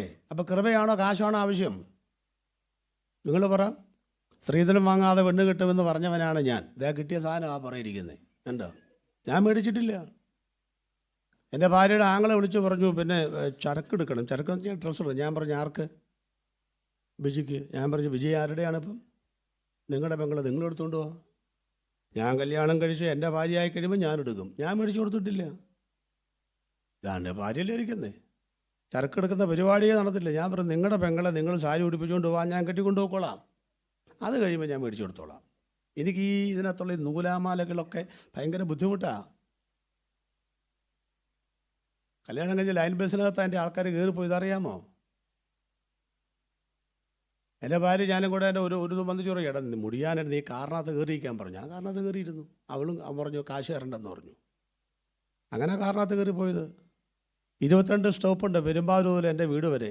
അപ്പോൾ തങ്കം ബസ് നിൽക്കും, അതിനകത്ത് ആൾക്കാർ, പുറകിൽ എൻ്റെ കാറ്, പുറകെ ബിജിയുടെ വീട്ടിൽ നിന്ന് വീഡിയോ ഒക്കെ വെച്ച് ബസ്. വിജയാണെങ്കിൽ വാതുറക്കാത്ത ഒരാൾ. വിജയ് എന്നോട് ചോദിച്ചു, ഇതന്നെ വണ്ടീനെ ഓവർടേക്ക് ചെയ്ത്. ഞാൻ പറഞ്ഞു, ഞങ്ങളുടെ നാട്ടിൽ വലിയ വണ്ടിയെ ചെറിയ വണ്ടികൾ ഓവർടേക്ക് ചെയ്യില്ല എന്നും പറഞ്ഞ് പിടിച്ചു നിന്നു. പിറ്റേ ദിവസം പോയാണ് സാരി മേടിച്ചു കൊടുത്തത്. കല്യാണം കഴിഞ്ഞ് പിറ്റേ ദിവസം പോയാൽ സാരി മേടിച്ചു കൊടുത്തത്. പ്രസവം നമുക്കൊക്കെ ഒരു ചടങ്ങാണ്. അല്ല ഞാൻ എൻ്റെ അമ്മായി പറഞ്ഞു കുട്ടി. ഞാൻ പറഞ്ഞു, ആരും കുട്ടി കൊണ്ടുപോകണം? എനിക്കൊരു കൊച്ചിനെ വേണം, അവൾ ഗർഭിണിയാണ്, അവൾ ഇവിടെ പ്രസവിക്കും. നിങ്ങളെന്തിനാ കുട്ടി കൊണ്ടുപോകണേ? പിടിച്ചു വലിച്ചുകൊണ്ട് പോയി. ഞാൻ ചെന്ന് 56-ാം ദിവസം അവരാരില്ലാത്ത വിധം വണ്ടിക്കകത്ത് ഞാൻ പിടിച്ച് കയറ്റിക്കൊണ്ട് വന്നു. നമ്മൾ ഈ പെന്തിക്കോസുകാരെന്ന് പറയുകയും ചെയ്യും. ഭയങ്കര നൂലാമാലകൾ, ചടങ്ങുകളൊക്കെ പിടിച്ച് എന്തെല്ലാം ഇടപെടാമെന്നറിയാമോ? 7-ാമത്തെ മാസം 7 തരം പലഹാരം കൊണ്ട് പോവുക ആർച്ച് പോലേക്കുന്ന പെണ്ണുപിള്ളയെ കാണാനായിട്ട്. എവിടെ നിന്ന് കിട്ടി ഈ ആചാരങ്ങളൊക്കെ? എന്നാൽ നിങ്ങൾ കാര്യം ചെയ്യുക, ബൈബിളിൻ്റെ അടിസ്ഥാനത്തിൽ പെൺപിള്ളേർക്ക് സ്ത്രീധനം അങ്ങോട്ട് കൊടുക്കുക. അതല്ലേ വേണ്ടത്? അതെന്താ ചെയ്യാത്തത്? പെന്തക്കോസിനകത്ത് മാറ്റം ഉണ്ടാകട്ടെ. പെൺകുട്ടികൾക്ക് സ്ത്രീധനം അങ്ങോട്ട് കൊടുത്ത് കെട്ടാനായിട്ട് നിങ്ങൾ തീരുമാനമെടുക്കുക. ഇവരോടാ അതല്ലേ വേണ്ടിയത്? നമുക്ക് അതിനകത്തൊക്കെ ദശാംശം പറയാൻ പറ്റില്ല. അതങ്ങോട്ട് എടുത്ത് വെച്ച് ഒന്നാമത്തെ ടൈമാക്കി വെച്ചേക്കുക. ഓക്കെ, അപ്പം ഞാൻ പറഞ്ഞു അതിൻ്റെ സാരം ഇത്രയേ ഉള്ളൂ. നമുക്ക് ദൈവഗീതം അറിയാൻ മേല. ദൈവത്തിൻ്റെ അർത്ഥം എന്താ? തിരിച്ചിട്, ഓപ്പോസിറ്റ് ഇട്. ദൈവഗീതത്തിൻ്റെ അർത്ഥം എന്താ? മനുഷ്യന് ഹിതമല്ലാത്ത. അതല്ലേ കറക്റ്റ്? അത്രയേ ഉള്ളൂ. നമ്മളിപ്പോൾ എങ്ങനെ കല്യാണം നടത്തുന്നത്? നമുക്ക് ഇഷ്ടപ്പെട്ടത്. എൻ്റെ വ്യത്യാസം മനസ്സിലായോ? അവിടെ ആ പ്രശ്നം. യേശുരിക്ക് പറഞ്ഞു, എൻ്റെ ഇഷ്ടമല്ല, കഴിയുമെങ്കിൽ ഈ പാനപാത്രം അതാരുടെ ഇഷ്ടം? എൻ്റെ ഇഷ്ടം. ദൈവത്തിൻ്റെ ഇഷ്ടമാണോ? അല്ല. ഉടനെ കറക്റ്റ് ചെയ്യുകയാണ്, എൻ്റെ ഇഷ്ടമല്ല. കണ്ടോ? യേശു പോലും അങ്ങനെ പറഞ്ഞു പോയി. പിന്നെ നമ്മുടെ കാര്യം പറയാനുണ്ടോ? അപ്പോൾ നമ്മളും നമ്മുടെ ഇഷ്ടത്തിനാണ് പ്രാധാന്യം കൊടുക്കുക. അതാണ് ഈ പ്രശ്നങ്ങളെല്ലാം വരുന്നത്. അപ്പം നമ്മുടെ ഇഷ്ടത്തിന് കല്യാണം കഴിച്ചാൽ, നമ്മുടെ ഇഷ്ടത്തിന് പണം മേടിച്ചാൽ, നമ്മുടെ ഇഷ്ടത്തിന് വസ്തു മേടിച്ചാൽ, നമ്മുടെ ഇഷ്ടത്തിനൊക്കെ സമ്പാദിച്ചാൽ അതിൻ്റെ ഒരു ഫലം എന്നാണെന്നറിയാമോ? നന്മ കാണില്ല, പ്രസാദം ഉണ്ടാവില്ല, പിന്നെന്താ മൂന്നാമത്തത്? പൂർണ്ണതയും കാണുകയില്ല. ആ പ്രശ്നമാണ് ഈ ആളുകൾ അനുഭവിക്കുന്നത്. ഇതൊക്കെ ദൈവം തമ്പുരാൻ തന്നതാണെങ്കിൽ അത് ഇരിപ്പാണ്. സ്തോത്രം. ഭാര്യയെ ദൈവം തന്നാണെങ്കിൽ ഓക്കെ, ഇത് മതി. പിള്ളേർ തന്നാണെങ്കിൽ ഇത് മതി. ഇപ്പം ദൈവീതാൽ ഇതൊക്കെ ഉണ്ടാവും. നമ്മളിങ്ങനെ പ്രാർത്ഥിക്കാതെ ഓരോന്ന് എടുത്തു ചാടും. മക്കളൊക്കെ ഞാൻ പറഞ്ഞില്ലേ, മക്കളൊക്കെ ദൈവീകതാൽ ഉണ്ടാവും. മക്കൾ രണ്ട് രീതിയിലാണ് ഉണ്ടാകുന്നത്. ഒന്ന്, വികാരത്തിൽ കുട്ടികളുണ്ടാകും, വിവേകത്തിൽ കുട്ടികളുണ്ടാകും. എന്ന് പറഞ്ഞാൽ ഈ ലൈംഗിക ബന്ധം എന്ന് പറയുന്നത് ദൈവം പ്രകൃതി വെച്ചിരിക്കുന്ന ഒരു പ്രതിഭാസമാണ്, അനുഗ്രഹമാണ്. പക്ഷേ മൃഗങ്ങൾ ഇണചേരാറുണ്ട്, ഇല്ലേ? അതിനും പിള്ളേരുണ്ടാവും. ഓട്ടിസം ബാധിച്ചൊരു കൊച്ചിനെ ഒരുത്തൻ ബലാത്സംഗം ചെയ്താലും കൊച്ചുണ്ടാവും. അത് പ്രകൃതിയിൽ ദൈവം വെച്ചൊരു നിയമമാണ്. ദൈവം അന്നേരം അവനെ തടയാനൊന്നും വരുമൊന്നുമില്ല. വരുമോ? എന്നാൽ പിന്നെ ഇവിടെ ഒരു അതിക്രമം നടക്കത്തില്ലല്ലോ. ദൈവം വെച്ച പ്രകൃതി നിയമം പോലും മാറ്റത്തില്ല. പക്ഷേ ആ നിയമത്തെ നമുക്ക് മാറ്റാം. എങ്ങനെ മാറ്റാം? ഈ വികാരങ്ങൾ ശമിപ്പിക്കുന്നതിന് വേണ്ടി അങ്ങനെയുള്ള ബന്ധത്തിൽ ഇടപെടുമ്പോൾ സംഭവിക്കുന്ന, മൃഗങ്ങൾ ഇടപെടുന്ന പോലെ ബന്ധപ്പെട്ടാൽ മൃഗവാസനയുള്ള പിള്ളേരുണ്ടാവും. അത് യോബിൻ്റെ പുസ്തകത്തിലുണ്ട്. പൊണ്ണനായവൻ ബുദ്ധി പ്രാപിക്കും, അതുപോലെ കാട്ടുകഴുത കുട്ടി വീട്ടിൽ ജനിക്കും. അങ്ങനെയല്ലേ ഇശ്മായിൽ ഇവിടെ ജനിച്ചത്? ഇശ്മായിൽ എന്ന് പറഞ്ഞ വാക്കിൻ്റെ അർത്ഥം എന്താ? കാട്ടുകഴുത. എവിടെ ജനിച്ചു? വീട്ടിൽ ജനിച്ചു. അപ്പോൾ എന്തോ സംഭവിച്ചു? ചിറാലിപ്പ്. എന്തോ ജനിക്കണം? ഇസഹാക്ക്. എന്തോ അർത്ഥം? പുഞ്ചിരി. പുഞ്ചിരി ജനിക്കേണ്ടതിന് പകരം ആരെ വിളിച്ചു വരുത്തി? കാട്ടുകഴുതയെ. കുഴപ്പമായോ? മൊത്തം കുഴപ്പമാണ്. ഇന്ന് വരെ കുഴപ്പമാണ്. ദൈവഗീതം മനസ്സിലാക്കുന്നതിൻ്റെ പരാജയം വല്ലതും മനസ്സിലായോ? നമുക്ക് വേഗം കിട്ടണം, വെയിറ്റ് ചെയ്യാൻ നമുക്ക് അറിഞ്ഞുകൂടാ. വേഗം കിട്ടിയ പ്രശ്നമല്ലേ? പ്രശ്നമാണ്, ഭയങ്കര പ്രശ്നമാണ്. നമുക്ക് സ്വസ്ഥതയില്ലാതെ പോകുന്നതിൻ്റെ കാര്യം എന്താ? ഞാൻ കഴിഞ്ഞ ദിവസം പറഞ്ഞൊന്നറിയില്ല. അപ്പം നമ്മുടെ വീട്ടിലൊരു എലിപ്പെട്ടി വെച്ചു. ഇവിടെയാണോ പറഞ്ഞറിയില്ല. എലിപ്പെട്ടി വെച്ചു. 10 മണിക്ക് എന്ത് കിടന്നു? 10 പെട്ടേന്നൊരു ഒച്ച കിട്ടു. നമുക്ക് മനസ്സിലായി എലി എവിടെ വീണു. നേരം വെളുത്ത് സംഗതി കാണാം. നിങ്ങളൊരു ഭയങ്കര രസകരമായ ട്വിസ്റ്റ് കാണാം. എലി ഇങ്ങനെ 10:30 ഇങ്ങനെ പുറത്തോട്ട് ഇറങ്ങി കഴിഞ്ഞാൽ സാധാരണഗതിയിൽ എലി ഇങ്ങനെ കറങ്ങി നടന്ന് ഒരു 3-3:30 ആകുമ്പോഴാണ് ഒരു തേങ്ങാക്കൊത്ത് കിട്ടുന്നത്. തേങ്ങയുടെ ചരട് കിട്ടി അതിനകത്ത് കയറുന്ന കരണ്ട് മാന്തി തിന്ന് നമ്മൾ നോക്കുമ്പോൾ തേങ്ങയില്ല, അങ്ങനെ പോവുക. ഈ പുള്ളി 10:30 നോക്കിയപ്പോൾ തന്നെ ചന്ദ്രക്കല്ലിലൊക്കെ തേങ്ങ ഇരിക്കുന്നു. പുള്ളി കയറി കൊത്തി പുറകിൽ വന്ന് അടഞ്ഞു. അവിടെ നേരം വെളുത്തിൽ ചെന്ന ഒരു സംഗതി എന്നറിയാമോ? എലി അവിടെ ജീവനോടെ ഉണ്ട്. ശരിയല്ലേ? അടുത്തത് തേങ്ങാക്കൊത്തും അതുപോലെ അവിടെയുണ്ട്. എന്നെ തിന്നാനാ കയറിയത്, പിന്നെ എന്നാ തിന്നാത്തത്? അത് പറ. ഉത്തരം സമാധാനമില്ല. തിന്നാനാ കയറിയത്, പക്ഷേ തിന്നുകൊണ്ടിരുന്നാൽ ഇറങ്ങിപ്പോകാൻ വഴി തന്നെ. പുറകിൽ വാതിലടഞ്ഞു. നിങ്ങൾ കൃത്യം പഠിച്ചോളണം. ദൈവത്തിൻ്റെ സമയത്തിന് മുമ്പ് നിങ്ങൾ ചോദിച്ചും വാശി പിടിച്ചും മേടിക്കും, നിങ്ങളുടെ സമാധാനം കെടുത്തും. Wait and see. കാത്തിരുന്ന് കാണാൻ പഠിക്കണം, കാത്തിരുന്ന് പ്രാപിക്കാൻ പഠിക്കണം. സമയത്തിന് മുമ്പേ ദണ്ണിപ്പിക്കാൻ ശ്രമിക്കരുത്. ദൈവം എനിക്ക് എന്ത് തരുന്ന സമയത്ത് മതിയെന്ന് നിങ്ങൾ തീരുമാനിക്കണം. അതിനുള്ള മനസ്സ് നമുക്കുണ്ടാകണം. അപ്പം ദൈവികതമല്ലാത്ത സംഗതി ഒന്നും അനുഭവിക്കാൻ പറ്റത്തില്ല. അത്ര പ്രശ്നം. അനുഭവിക്കാനൊക്കത്തില്ല. നാളെ ഞാനും ഒരു വലിയൊരു പ്രവാചകനും കൂടെ കോയമ്പത്തൂർക്ക് പോവുക. അവിടെ പോയി തിരിച്ചു വരുമ്പോഴേക്കും 3 ഡോറ് ഒരഞ്ഞു. വണ്ടി സൈഡ് കൊടുത്തു. കൊടകര വന്ന് ഇറങ്ങിപ്പോകാൻ നേരത്ത് ഞാൻ നോക്കി പറഞ്ഞു, ഒരു ഡോറ് മാത്രമേ അറിയാത്തുള്ളൂ അല്ലേ? അതെ. ഞാൻ പറഞ്ഞു, ഓ ഇത്രയെങ്കിലും രക്ഷിച്ചല്ലോ. അപ്പോൾ പുള്ളി പറയുക 4 ഡോറ് മാറ്റി വെച്ചതാണ്. ഒരഞ്ഞു. അപ്പോൾ ഞാൻ പുള്ളി പറഞ്ഞു, നിങ്ങൾ പ്രവാചകനൊക്കെ, പക്ഷേ ഈ വണ്ടി ദൈവികതമല്ലെന്ന് മനസ്സിലാക്കാനുള്ള മൂളയില്ലേന്ന് ചോദിച്ചു. പുത്തൻ ഓൾട്ടോ കാറ്, പ്രവാചകനാണ്, പക്ഷേ ഈ വണ്ടി ദൈവികതമല്ലെന്ന് മനസ്സിലാക്കാനുള്ള കഴിവ് പുള്ളിക്കില്ല. കുമ്പനാട് ഞാൻ ഹല്ലേലൂയ ചെന്നപ്പോൾ ഒരു ജോബോയ് സാറ് 8 വർഷം കഴിഞ്ഞ് ആദ്യത്തെ ഓമനി പക്ഷേ പ്രാർത്ഥിച്ചു കഴിഞ്ഞപ്പോൾ പുള്ളി ഒന്നുകൂടെ പ്രാർത്ഥിച്ചു. എന്ന് വെച്ചപ്പോൾ ഞാൻ പ്രാർത്ഥിച്ചില്ലേ, അത് ബാറ്ററിക്ക് വേണ്ടി പ്രാർത്ഥിച്ചതെന്ന് പറഞ്ഞു. ഒറ്റയടിക്ക് സ്റ്റാർട്ടായി. 8.5 വർഷം കഴിഞ്ഞ് ഓമനയുടെ ബാറ്ററി ഒറ്റയടിക്ക് സ്റ്റാർട്ടായി. അതൊരു അത്ഭുതമല്ലേ? നിങ്ങൾ മനസ്സിലാക്കണം, നിങ്ങൾ കൊണ്ട് കിടക്കുന്ന വണ്ടി അനധികൃതമായി നിങ്ങൾക്ക് പ്രശ്നം ഉണ്ടാക്കുന്നെങ്കിൽ മനസ്സിലാക്കേണ്ടത് ദൈവികതമല്ലാത്ത വണ്ടിയാണത്. നിങ്ങളുടെ വസ്തു നിങ്ങൾ മേടിച്ചപ്പോൾ 500 തേങ്ങ കിട്ടുമായിരുന്നു, ഇപ്പോൾ 250 ഉള്ളൂ. ദൈവികതമല്ലാത്ത വസ്തുവാണത്, വിറ്റുകളാ. ദൈവികതമാണെങ്കിൽ പറ, നന്മ ആയിരിക്കും, പറഞ്ഞു പൂർണ്ണതയായിരിക്കും. പിന്നെ പറഞ്ഞു, ഇങ്ങനെ പറഞ്ഞുകൊണ്ടിരിക്കണം. അപ്പം ഞാൻ പറഞ്ഞു, ദൈവികതമല്ലാത്ത വസ്തു എന്ത് ചെയ്യണം? വിറ്റുകളാ, 10 രൂപ നഷ്ടം വരും, പോട്ട്. ദൈവികതമല്ലാത്ത വാഹനം എന്ത് ചെയ്യണം? ആർക്കെങ്കിലും കൊടുക്കുക, 10 രൂപ കുറച്ച് കൊടുക്കുക. ദൈവികതമല്ലാത്ത വീട് എന്ത് ചെയ്യണം? പറ. ചില പൈസ നഷ്ടത്തിലാണെങ്കിലും വിറ്റുകളാ. അപ്പോൾ ദൈവികതമല്ലാത്ത ഭാര്യയെ കിട്ടി എന്ത് ചെയ്യും? ഇത് എവിടെ എടുക്കും? ദൈവമില്ലാത്ത പിള്ളേരെ കെട്ടി എന്ത് ചെയ്യും? ഒന്നും ചെയ്യാൻ. അതിനാണ് നമ്മൾ പഠിച്ചത് സഹിക്കണം. കർത്താവ് വയ്ക്കുന്ന നുകം സ്വീകരിക്കണം. നമ്മൾ തിരഞ്ഞെടുക്കുന്ന നുകം എന്ത് ചെയ്യണം? സഹിക്കണം. അതെങ്ങനെ സഹിക്കണമെന്ന് പറയുമ്പോൾ ആ ഭാഗം അവസാനിക്കും. ഞാൻ മൂന്നാമത്തെ ഭാഗം പറയാനാണ് നിൽക്കുന്നത്. എങ്ങനെയാണ് ദൈവമക്കൾ സഹിക്കേണ്ടത്? സഹനം സിദ്ധതയും പ്രത്യാശയൊക്കെ ഉളവാക്കുന്നതാണ്. എല്ലാവർക്കും പ്രശ്നമുണ്ട്, ആർക്കും പ്രശ്നമില്ലാത്ത ആരുമില്ല ലോകത്തിൽ. നിങ്ങൾ ശ്രദ്ധിക്കുക, എങ്ങനെ സഹിക്കണമെന്ന് ചോദിച്ചാൽ, ഒന്ന്, നിങ്ങൾ പ്രാർത്ഥിക്കുന്നവരോട് പങ്കുവെക്കണം. സഭയിൽ വരുന്ന ആരോട് പങ്കുവെക്കണം? എങ്ങനെ ഈ പ്രശ്നം മാറുമെന്ന് പറയുന്നത്? ദൈവികമല്ലാത്ത ഭർത്താവ് കൂടെയുണ്ട്, ഒന്നും രക്ഷയില്ല, കൊണ്ടു നടക്കണം. ഭാര്യ മക്കളെ കൊണ്ടു നടക്കണം. ചിലപ്പോൾ നമ്മൾ പറഞ്ഞു, എൻ്റെ ദൈവമേ, ഇവൻ എൻ്റെ വയറ്റിൽ തന്നെ ജനിച്ചു പോയില്ലോ എന്നൊക്കെ പറഞ്ഞു കളയും ചിലപ്പം. അതൊന്നും ആരും കുഴപ്പമില്ല. എന്നാളൊരു പാസ്റ്റർ വീട്ടിൽ ചെന്നപ്പം ഒരു കൊച്ചു മര്യാദക്കാരൻ, ഒരു കൊച്ചു ഭയങ്കര ബഹളി. അപ്പോൾ ഞാൻ ചോദിച്ചു, ഇത്രയും ശാന്തനായ പാസ്റ്റർക്ക് ഇത് എങ്ങനെ ഇത്രയും ബഹളിയായ കൊച്ചുണ്ടായി? അപ്പം അമ്മ പറയാ, ഇത് പാസ്റ്ററിൻ്റെ പഴയ സ്വഭാവത്തിൻ്റെ പ്രതീകമാണ്, ഇത് പുതിയ സ്വഭാവത്തിന്. ഇതൊക്കെ ദൈവം നന്നാണെന്നേ. നമ്മളെ ഇടയ്ക്കിടയ്ക്ക് നമ്മളിന്ന് പാഠം പഠിപ്പിക്കുന്ന ആൾക്കാർ വേണ്ടായോ? നമ്മൾ ലോകം മുഴുവൻ ഭരിക്കുന്നവരായി. ഇന്നാളെ ഞാൻ തിരുവനന്തപുരത്തിന് വീട്ടിൽ ചെന്ന് കിടക്കുമ്പം ഭർത്താവും ഭാര്യയും SI രണ്ടുപേരും. അപ്പോൾ രാവിലെ അജാൻ പറഞ്ഞു, SI പറഞ്ഞു, പാസ്റ്റർ കൂടെ ഒന്ന് ഭക്ഷണം കഴിക്കടി എന്ന് പറഞ്ഞു. അപ്പോൾ കൊച്ചു പറയാ, പോലീസ് സ്റ്റേഷനൊക്കെ അവിടെ, മുറയൊക്കെ അവിടെ, ഇവിടെ മര്യാദയ്ക്ക് സംസാരിച്ചോളണമെന്ന്. അല്ല, അവരെ മര്യാദ പഠിപ്പിക്കും ആര്? മുറയൊക്കെ അവിടെ, രണ്ടുപേരും SI. പുള്ളി താണ് വീട് ഒന്ന് കഴിക്കുമ്പോളേ.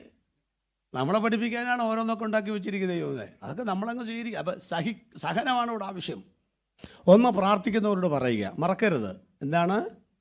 നിങ്ങൾ ശ്രദ്ധിക്കൂ, അസംബ്ലിസോട് ദൈവസഭയിൽ നിങ്ങൾ ദൈവം കൊണ്ടുവന്നിട്ടുണ്ടെങ്കിൽ, നിങ്ങൾക്ക് പ്രശ്നങ്ങളുണ്ടെങ്കിൽ അത് പറയാൻ ഒരാളെയും ദൈവം ഇവിടെ കണ്ടിട്ടുണ്ടാവും. ഒരു സ്തോത്രം പറഞ്ഞു നോക്കിക്ക്. ഇനി ഞാനിത് പറഞ്ഞത് കാരണം, ജോയി പാറയ്ക്കൽ പാസ്റ്റർ പറഞ്ഞു, പ്രശ്നമുണ്ടെങ്കിൽ സഭയിൽ വന്ന് പറയണം. അടുത്ത ഞായറാഴ്ച എഴുന്നേറ്റ് വന്ന് ജീവിതത്തിലെ രഹസ്യം ദൈവത്തെ ഓർത്ത് പറഞ്ഞേക്കരുത്. അതോടുകൂടെ നിങ്ങൾ കെട്ടിത്തൂങ്ങി ചാവേണ്ടി വരും. മലയാള മനോരമ എഡിഷൻ നാവിന് തുമ്പത്തെടുത്ത ആൾക്കാരൊക്കെ ഉണ്ട്. അവരങ്ങനെ പറഞ്ഞ് പരത്തിക്കളയും ചിലപ്പം. അതുകൊണ്ട് സഭയിലെ എല്ലാവരോടും എല്ലാ രഹസ്യങ്ങളും പറയാൻ പാടില്ല. ചില പാസന്മാരോടും വക്കീലന്മാരും ഡോക്ടർമാരോടൊക്കെ പറയണമെന്നാണ്. പാസന്മാരോട് പറയുമ്പോൾ പോലും പാസൻ്റെ ഭാര്യയുടെ കപ്പാക്കുറ്റിയും കൂടെ അറിഞ്ഞേച്ച് വേണം പറയാൻ. അല്ല, നമ്മൾ ഏണ്ടൊക്കെ പറയും, അവളെന്താ പറഞ്ഞത് ചോദിച്ചിട്ട് അതിനെ കൂടെ നിർത്തി വേണം ഓരോന്നൊക്കെ പറയാൻ. അല്ല, ഈ സംശയമുള്ള ഭാര്യമാരൊക്കെ ഉണ്ടെങ്കിൽ തീർത്തില്ലേ? ഇന്നാളത്തെ ഒരു പാസ്റ്റർ ഭാര്യ ഒരു കൊച്ചിനെ സാധനപ്പെടുത്തുന്നു. അപ്പോൾ കയറി പറയുക, ആ മൂന്നാമത്തോളെ മുക്കിയപ്പം കുറേ നേരം തോളത്തെ കൈ പിടിച്ചുകൊണ്ട് നിന്നല്ലോ എന്ന്. പാസ്റ്റർ പോലും അറിഞ്ഞിട്ടില്ല. അത് ഈ സംശയ രോഗികളുടെ പ്രശ്നം അതാ. അപ്പോൾ നമ്മൾ ഇവിടെ ഈ സഭയിൽ ഞാൻ ഉറപ്പിച്ച് പറയുന്നു, നിങ്ങളുടെ ഹൃദയം പങ്കുവെക്കാൻ ഇവിടെ ഒരാളുണ്ട്. ഇല്ലെങ്കിൽ ദൈവം നിങ്ങളിവിടെ കൊണ്ടുവരത്തില്ല. ബൈബിളിനകത്ത് എൻ്റെ പുരോഹിതനുണ്ട്, എൻ്റെ ദാസനുണ്ട്, എൻ്റെ പ്രവാചകനുണ്ട്, എൻ്റെ അഭിഷിക്തനുണ്ട്. പക്ഷേ ദൈവത്തിൻ്റെ സ്നേഹിതന് ഒറ്റയാളേ ഉള്ളൂ. അറിയാമോ? പേരറിയാമോ? അബ്രഹാം. വൃത്താന്തം യാക്കോബ് ലേഖനം.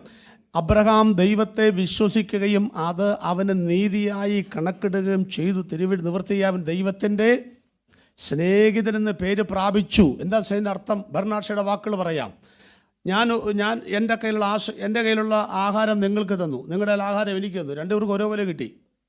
എൻ്റെ ആശയം നിങ്ങൾക്ക് തന്നു, നിങ്ങളുടെ ആശയം എനിക്ക് തന്നു. അപ്പോൾ ഒരാൾക്ക് എൻ്റെ ആശയവും കിട്ടും, അവൻ്റെ ആശയവും കിട്ടും എന്ന് പറഞ്ഞാൽ ഹൃദയങ്ങൾ തമ്മിൽ പങ്കുവെക്കുന്നവൻ്റെ പേരാണ് സ്നേഹിതൻ. മലയാളത്തിൽ പദമുണ്ട്, സഖാവ്. ആര് വിളിക്കുന്ന പദം? അത് അറിയാൻ പറ്റില്ല. നിങ്ങോട്ട് വന്ന് കമ്മ്യൂണിസ്റ്റാണ് വിളിക്കുന്നത്. എന്താ അങ്ങനെ വിളിക്കാൻ കാര്യം?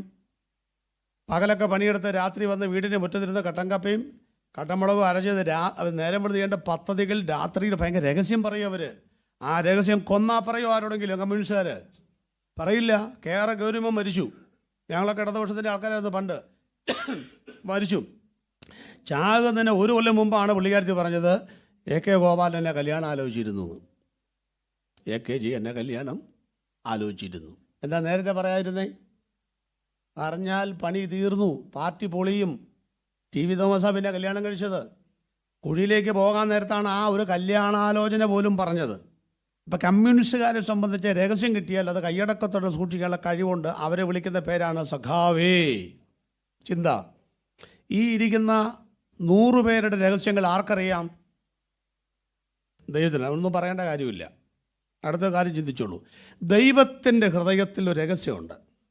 ഓക്കെ. ദൈവത്തിന് ഈ സഭയിലേക്ക് നോക്കിയിട്ട് പറയാണ്, ആരോടെങ്കിലും ഒന്ന് പറയണം. പറയണ്ടായോ? ദൈവത്തിന് പറയണ്ടായോ? സോദോം ഗൊമോറ നശിപ്പിക്കണം, അവനോട് പറയാൻ പറ്റുമോ? ലോത്തിനോട് പറയാൻ പറ്റുമോ? അപ്പം ഹൃദയം പകരാൻ ദൈവത്തിന് ആര് വേണം? അബ്രഹാം വേണം. ഞാൻ എൻ്റെ ചോദ്യം ഇതാണ്, ഈ സഭയിൽ 100 പേർക്കും പാട്ടുപാടാം, 50 പേർക്ക് പ്രവചിക്കാം, 20 പേർക്ക് പ്രസംഗിക്കാം, സ്വോത്രക്കാഴ്ച കൊടുക്കാം. പക്ഷേ നിങ്ങളുടെ എല്ലാ രഹസ്യങ്ങളും ദൈവത്തിനറിയാമെങ്കിലും ഈ സഭയെക്കുറിച്ചുള്ള ദൈവിക അരുളപ്പാടുകളും വെളിപ്പാടുകളും ദൈവത്തിന് പറയാൻ ഇവിടെ 1 or 2 സ്നേഹിതന്മാരുണ്ടായിരിക്കും. അവരോട് പറയാതെ ദൈവം ഈ സഭയിൽ ഒരു കാര്യവും ചെയ്യത്തില്ലെന്ന്. ഇന്ന് രാത്രി കർത്താവേ, നീ എൻ്റെ സ്നേഹിതനാണ്, പക്ഷെ നിന്റെ സ്നേഹിതനായി എന്നെ മാറ്റണേ കർത്താവേ. നിന്റെ ഹൃദയം ഒന്ന് തുറക്കാൻ കഴിയുന്ന ഒരാളായി ഒരു പേഴ്സണൽ റിലേഷൻഷിപ്പിലേക്ക് എന്നെ കൊണ്ടുവരണമെന്ന് ആര് പറയും ഇന്ന് രാത്രി? കൂട്ടത്തിൽ നമ്മൾ പാടുന്നതിനേക്കാൾ ദൈവം ഒരു വലിയൊരു ബന്ധമുള്ളവരായിട്ട് അവർ മാറും. ആ ബന്ധമാണ് ഇവിടെ അബ്രഹാമും ദൈവം തമ്മിൽ. അതുകൊണ്ടാണ് അവനോട് പറഞ്ഞിട്ടേ കാര്യങ്ങൾ ചെയ്യുന്നുള്ളൂ. നിങ്ങളുടെ വീട്ടിൽ 5 പേരുണ്ട്, പക്ഷെ നിങ്ങളുടെ വീട്ടിൽ നടക്കാൻ പോകുന്ന കാര്യങ്ങൾ എന്നോട് പറയാതെ ദൈവം എൻ്റെ വീട്ടിലൊരു കാര്യം ചെയ്യത്തില്ലെന്ന അഭിമാനത്തോടെ പറയാൻ കഴിയുന്ന എത്ര പേർ ദൈവസഭയ്ക്കകത്തുണ്ട്? ഈ ബന്ധം വേണമെന്നായി പറഞ്ഞ്. അപ്പൊ സഭയിൽ നിങ്ങളെ കൊണ്ടുവന്നിട്ടുണ്ടെങ്കിൽ നിങ്ങളുടെ രഹസ്യങ്ങൾ പങ്കുവെക്കാൻ പറ്റുന്ന ഒരാൾ ഈ സഭയിൽ കാണും. അവരെ കണ്ടുപിടിക്കുക, അവരോട് ഷെയർ ചെയ്യുക. ഭൂമിയിൽ എല്ലാം പറയാവുന്ന ഒരാൾ വേണം. വേണ്ടായോ? വേണ്ടേ? നമ്മൾ അത്രയും വലിയ ആത്മീയരൊന്നും ആകരുത് കേട്ടോ. എൻ്റെ രഹസ്യം ഞാൻ ആരോടും പറയുകയില്ല. ഞാൻ ആരോട് മാത്രമേ പറയുള്ളൂ? ദൈവത്തോട് മാത്രം. ആ രംഗമാണ് പിന്നെ കഴുത്തേക്കിടുന്നത്. പറഞ്ഞുകൊണ്ടിരിക്കുക ദൈവത്തോട്. കണ്ടോ? അത്രയും വലിയ ആത്മീയരാകരുത്. മനുഷ്യനാണ്. പ്രശ്നമുണ്ടായാം, ബുദ്ധിമുട്ടുണ്ടാകാം, പറയാൻ പറ്റാത്ത പ്രതിസന്ധി ഉണ്ടാകാം.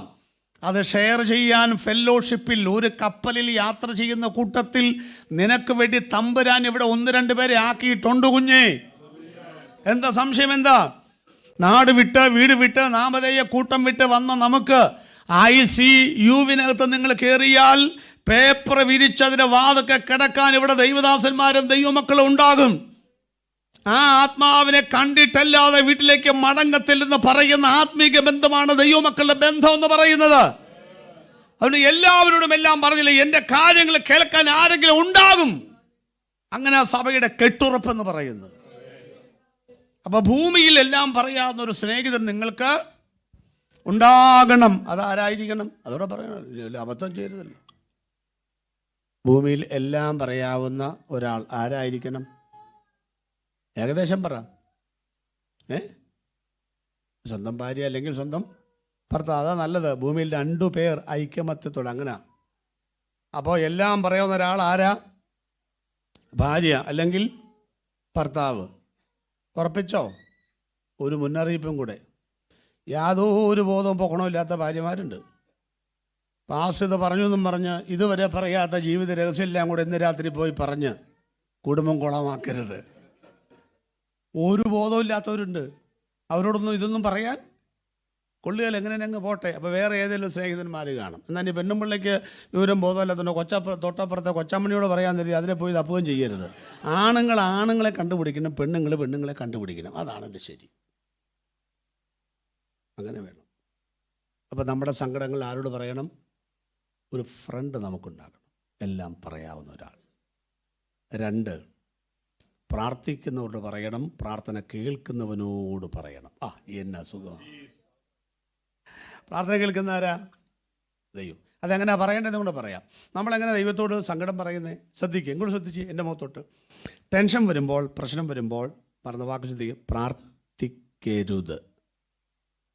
ഇടവയ്ക്ക് ഒത്തിരി പ്രശ്നമാണ്, ടെൻഷൻ വരികയാണ്. അപ്പം എന്ത് ചെയ്യരുത്? പാളിപ്പോവും. ഈയോവിന് പോലും പാളിപ്പോയി. ഈയോ ടെൻഷൻ വന്നപ്പോൾ പറഞ്ഞു, എന്നെ വേണമെങ്കിൽ തൂക്കി നോക്കട്ടെ, ഞാൻ പൊന്നുപോലെ പുറത്ത് വരും, ജനിച്ചു. അതങ്ങനെയൊക്കെ പറഞ്ഞു. വികാരഭരിതമായ പ്രാർത്ഥന ദൈവം കേൾക്കത്തില്ല. അറിയാം. ടെൻഷൻ വരുമ്പോൾ നമ്മളെന്താ മുറിക്കുക തീറി പറയും, കർത്താവേ ഞാൻ നിനക്ക് എഴുത്തിലേക്ക് ഓടി, എന്നോട് ഈ പണി. വയനാട് അപ്പച്ചൻ പറഞ്ഞു, എന്നോട് ഈ ചെയ്തല്ലോ പറഞ്ഞു കളയും നമ്മൾ. എനിക്ക് എവിടെ കുഴപ്പമില്ല, ഞാൻ എന്തോരം കാര്യങ്ങൾ ചെയ്തു, എന്താ എനിക്ക് മാത്രമേ. നമ്മളിങ്ങനെ ആർഗ്യുമെൻ്റ് ചെയ്യും. അത് ചെയ്യരുത്. വികാരഭരിതമായി പോവും. മിണ്ടരുത്. പ്രശ്നങ്ങൾ വരുമ്പോൾ നിങ്ങൾ ദൈവസന്നിധിയിലും മുറുക്കത്തേറി പ്രാർത്ഥിക്കരുത്, മറിച്ച് ധ്യാനിക്കണം. മെഡിറ്റേഷൻ. പ്രാർത്ഥനയും ധ്യാനം തമ്മിൽ വ്യത്യാസം അറിയാമോ? ആർക്കറിയാം? പ്രാർത്ഥിക്കുക എന്ന് പറഞ്ഞാൽ വാ തുറന്ന് അങ്ങോട്ട് പറയുക. ധ്യാനം എന്ന് പറഞ്ഞാൽ വാ അടച്ചു പിടിച്ച് ഇങ്ങോട്ട് കേൾക്കുക. അതാണ്. മനസ്സിലായോ? അപ്പോൾ നമുക്ക് പ്രാർത്ഥിക്കാൻ അറിയാമേലേ? അറിയാം. ഒരു മുറിക്കകത്തെറി അരമണിക്കൂർ മിണ്ടാതിരിക്കുന്ന എത്ര പേരുണ്ട്? അതാ ദൈവശബ്ദം കേൾക്കാത്തത്. നമ്മൾ പ്രാർത്ഥിച്ച് ചെയ്യുമ്പോഴത്തേക്ക് യേശുനാമത്തിൽ ആമേൻ, അത് വല്ലവരും പറയണ്ട, അതുപോലും പറയാൻ കൊടുക്കുകയില്ല. നമ്മൾ ആമേൻ പറഞ്ഞ പൊടി തട്ടി എടുത്തിട്ട് പോകും. ഒരു 5 മിനിറ്റ് അവിടെ ഇരിക്കുക. എവിടായി പോകുന്നേ? ഞങ്ങളുടെ ചർച്ചിൽ ഒരു എലിസബത്ത് ജോർജ് ഉണ്ട്, അല്ല ടീലേക്ക് അറിഞ്ഞ് ഭയങ്കര വർത്തമാനമാണ്. എന്നെ വിളിച്ചിട്ട് സാറ് പാസ് അങ്ങനെയാണെങ്കിൽ ഹലോ പാസ് കേൾക്കുന്നില്ലേ? ആ കേൾക്കുന്നുണ്ട്. പിന്നെ പറഞ്ഞു ഹലോ പാസ് ഉണ്ട്. ഒരു എന്നോട് ചോദിച്ചു പാസനെ വേണ്ടാത്ത. ഞാൻ പറഞ്ഞു എങ്ങനെ വേണ്ടിയാണ്? ആ തിരുവായി അടച്ചിട്ട് വേണ്ടേ എനിക്ക് തുറക്കാൻ. നിങ്ങൾ ഇടയ്ക്കൊന്ന് അടയ്ക്കുക, ഒരു ബ്രേക്ക് തന്നിട്ട് വേണ്ടി തുറക്കാൻ. അത് നമ്മളിങ്ങനെ വന്നിരുന്നിട്ട് വാക്തത്വങ്ങൾ വിശ്വസനം വാക്ക് മാറാത്തൊരു പ്രാർത്ഥനയൊക്കെ ഭയങ്കര നാൾ പ്രാസൊക്കെ ഒപ്പിച്ച ഒരാൾ വെച്ച് പറയും വാക്തത്വങ്ങൾ വിശ്വസത്തിന് വാക്കു മാറാത്തവരുമായ വാഴ്ത്തപ്പെട്ടത്. ഞാൻ പറഞ്ഞു വാവ്, മൊത്തം വായാണല്ലോ, മൊത്തം വായാണല്ലോ. ഈ വികാരം ഉള്ളപ്പം ശരിയായ വികാരം ഉണ്ടെങ്കിൽ വാക്ക് കിട്ടില്ല മക്കളെ. നിങ്ങൾ റോഡ് ക്രോസ് ചെയ്യുമ്പോൾ, ഖത്തർ റോഡ് ക്രോസ് ചെയ്യുമ്പോൾ അവിടെ ഒരു വണ്ടി വന്നു, ഇവിടെ ഒരു വണ്ടി വന്നു, മലയാളക്കാർ ചിന്തിച്ചുകൊണ്ട് പോയതാ, വണ്ടി ചവിട്ടി നിർത്തി. അപ്പം നിങ്ങൾ എങ്ങനെ ദൈവത്തെ വിളിക്കും? വാഗ്ദത്തങ്ങൾ വിശ്വസനും വാക്കുമാറാത്തവനുമായ അഖിലാണ്ട് കൂടി വരും. അത് വിളിക്കാതോ എൻ്റെ ദൈവമെന്ന് വിളിക്കുമോ? രണ്ടാമത്തെ വിളിക്കുള്ളൂ. അങ്ങനെ ദൈവം കേൾക്കത്തുള്ളെന്ന് വല്ലതും മനസ്സിലായോ? ഈ ആർട്ടിഫിഷ്യലായ വാക്കൊക്കെ നാല് ഇരിക്കുമ്പോഴല്ലാതെ ഒറ്റയ്ക്ക് ഇരിക്കുമ്പം ദൈവത്തെ അപ്പ എന്ന് വിളിക്കാനുള്ള ബന്ധം സൃഷ്ടിക്കണം ആദ്യം തന്നെ. അപ്പാന്ന് വിളിക്കുന്നവൻ സഭായത്തിൽ വന്നാലും വിളിച്ചു പോവും. പാട്ട് പാടുമ്പോൾ അപ്പാന്ന് പറഞ്ഞു പോവും. ഇതുവരെ പറയാത്തവനും മിണ്ടുകയില്ല. അപ്പം ആ ബന്ധം ഇവിടെ നമ്മൾ കാണും. അത് രഹസ്യമായ ബന്ധം എന്താണ്? അതല്ലേ പരസ്യമായിട്ട് കാണുന്നത്. സ്തോത്രം. അപ്പം ഞാൻ പറഞ്ഞതിൻ്റെ ആശയം മനസ്സിലായതുകൊണ്ട് പ്രാർത്ഥന എന്ന് പറയുന്നത് അങ്ങോട്ട് പറയുന്നതാണ്. ധ്യാനം എന്താണ്?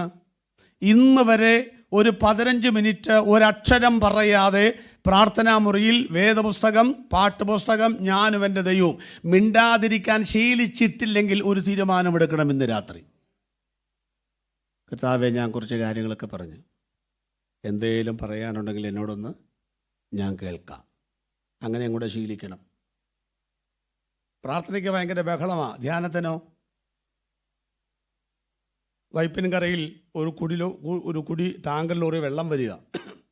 ഇപ്പം 10 ലോഡ് കല്ല് വരുന്നു. ശ്രദ്ധിച്ചോളണം. പ്രാർത്ഥന എന്ന് പറഞ്ഞാൽ കല്ലിറക്കുന്ന പോലെ. വണ്ടിയുടെ ബോഡി പൊക്കുന്നു, ലിവർ പൊക്കുന്നു, പടപടയെന്നും പറഞ്ഞ കല്ലിറക്കുന്നു.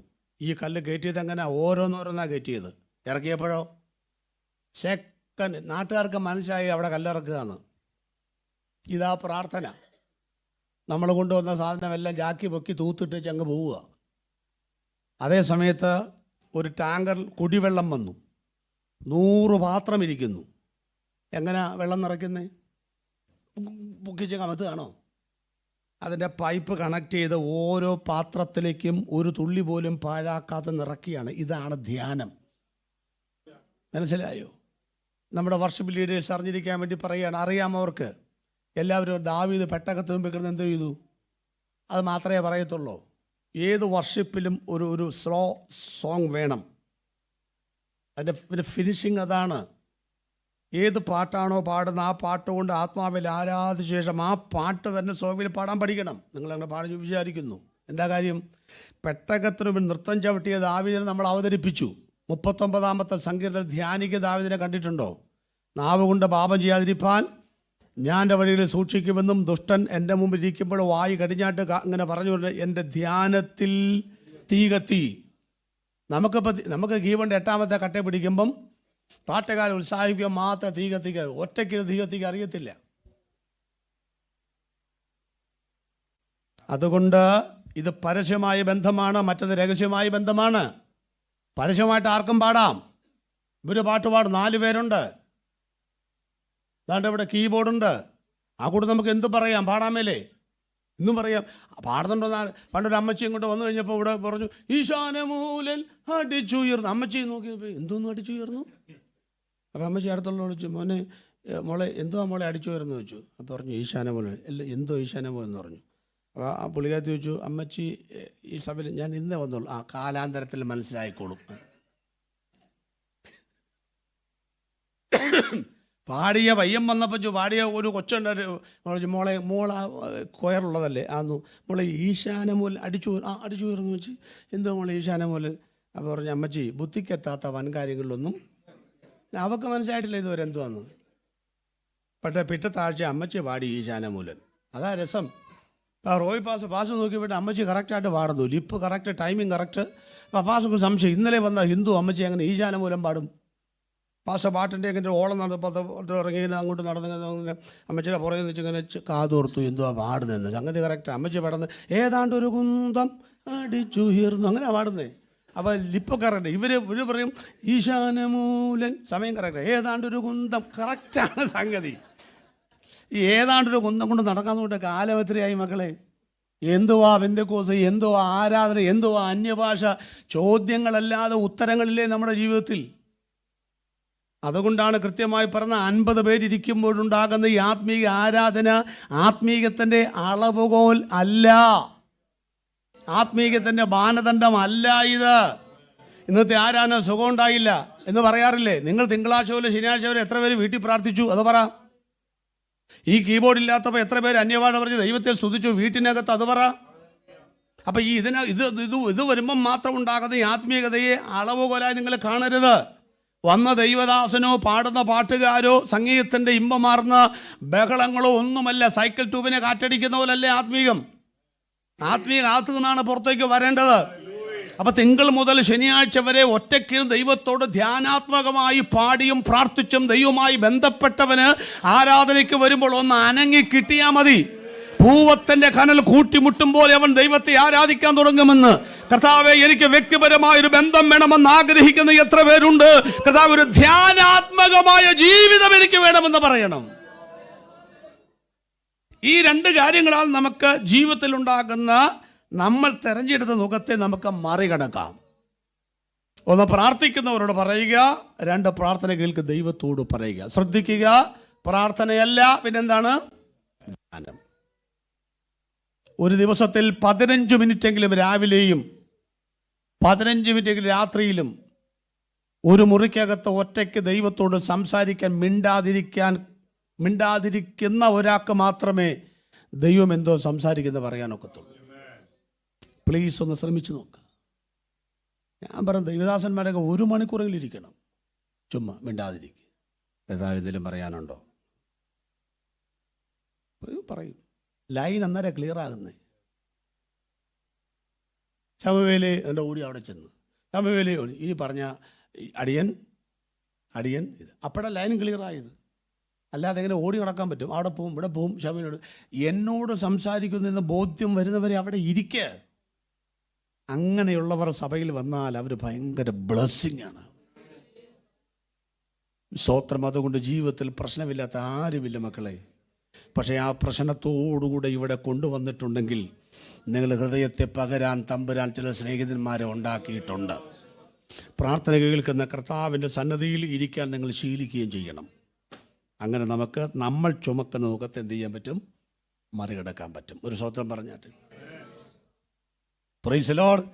നമുക്കിനി 3-ാമത്തെ കാര്യം പാസ്റ്റർ എപ്പോഴാണ് നിർത്തേണ്ടത്? 9 മണിക്കാണോ? നമുക്കിനി 3-ാമത്തെ കാര്യത്തിലേക്ക്. 1-ാമത്തെ, കർത്താവ് വെക്കുന്ന മുഖം എന്ത് ചെയ്യണം? സ്വീകരിക്കണം. നമ്മൾ തിരഞ്ഞെടുക്കുന്ന പ്രശ്നങ്ങൾ എന്ത് ചെയ്യണം? സഹിക്കണം.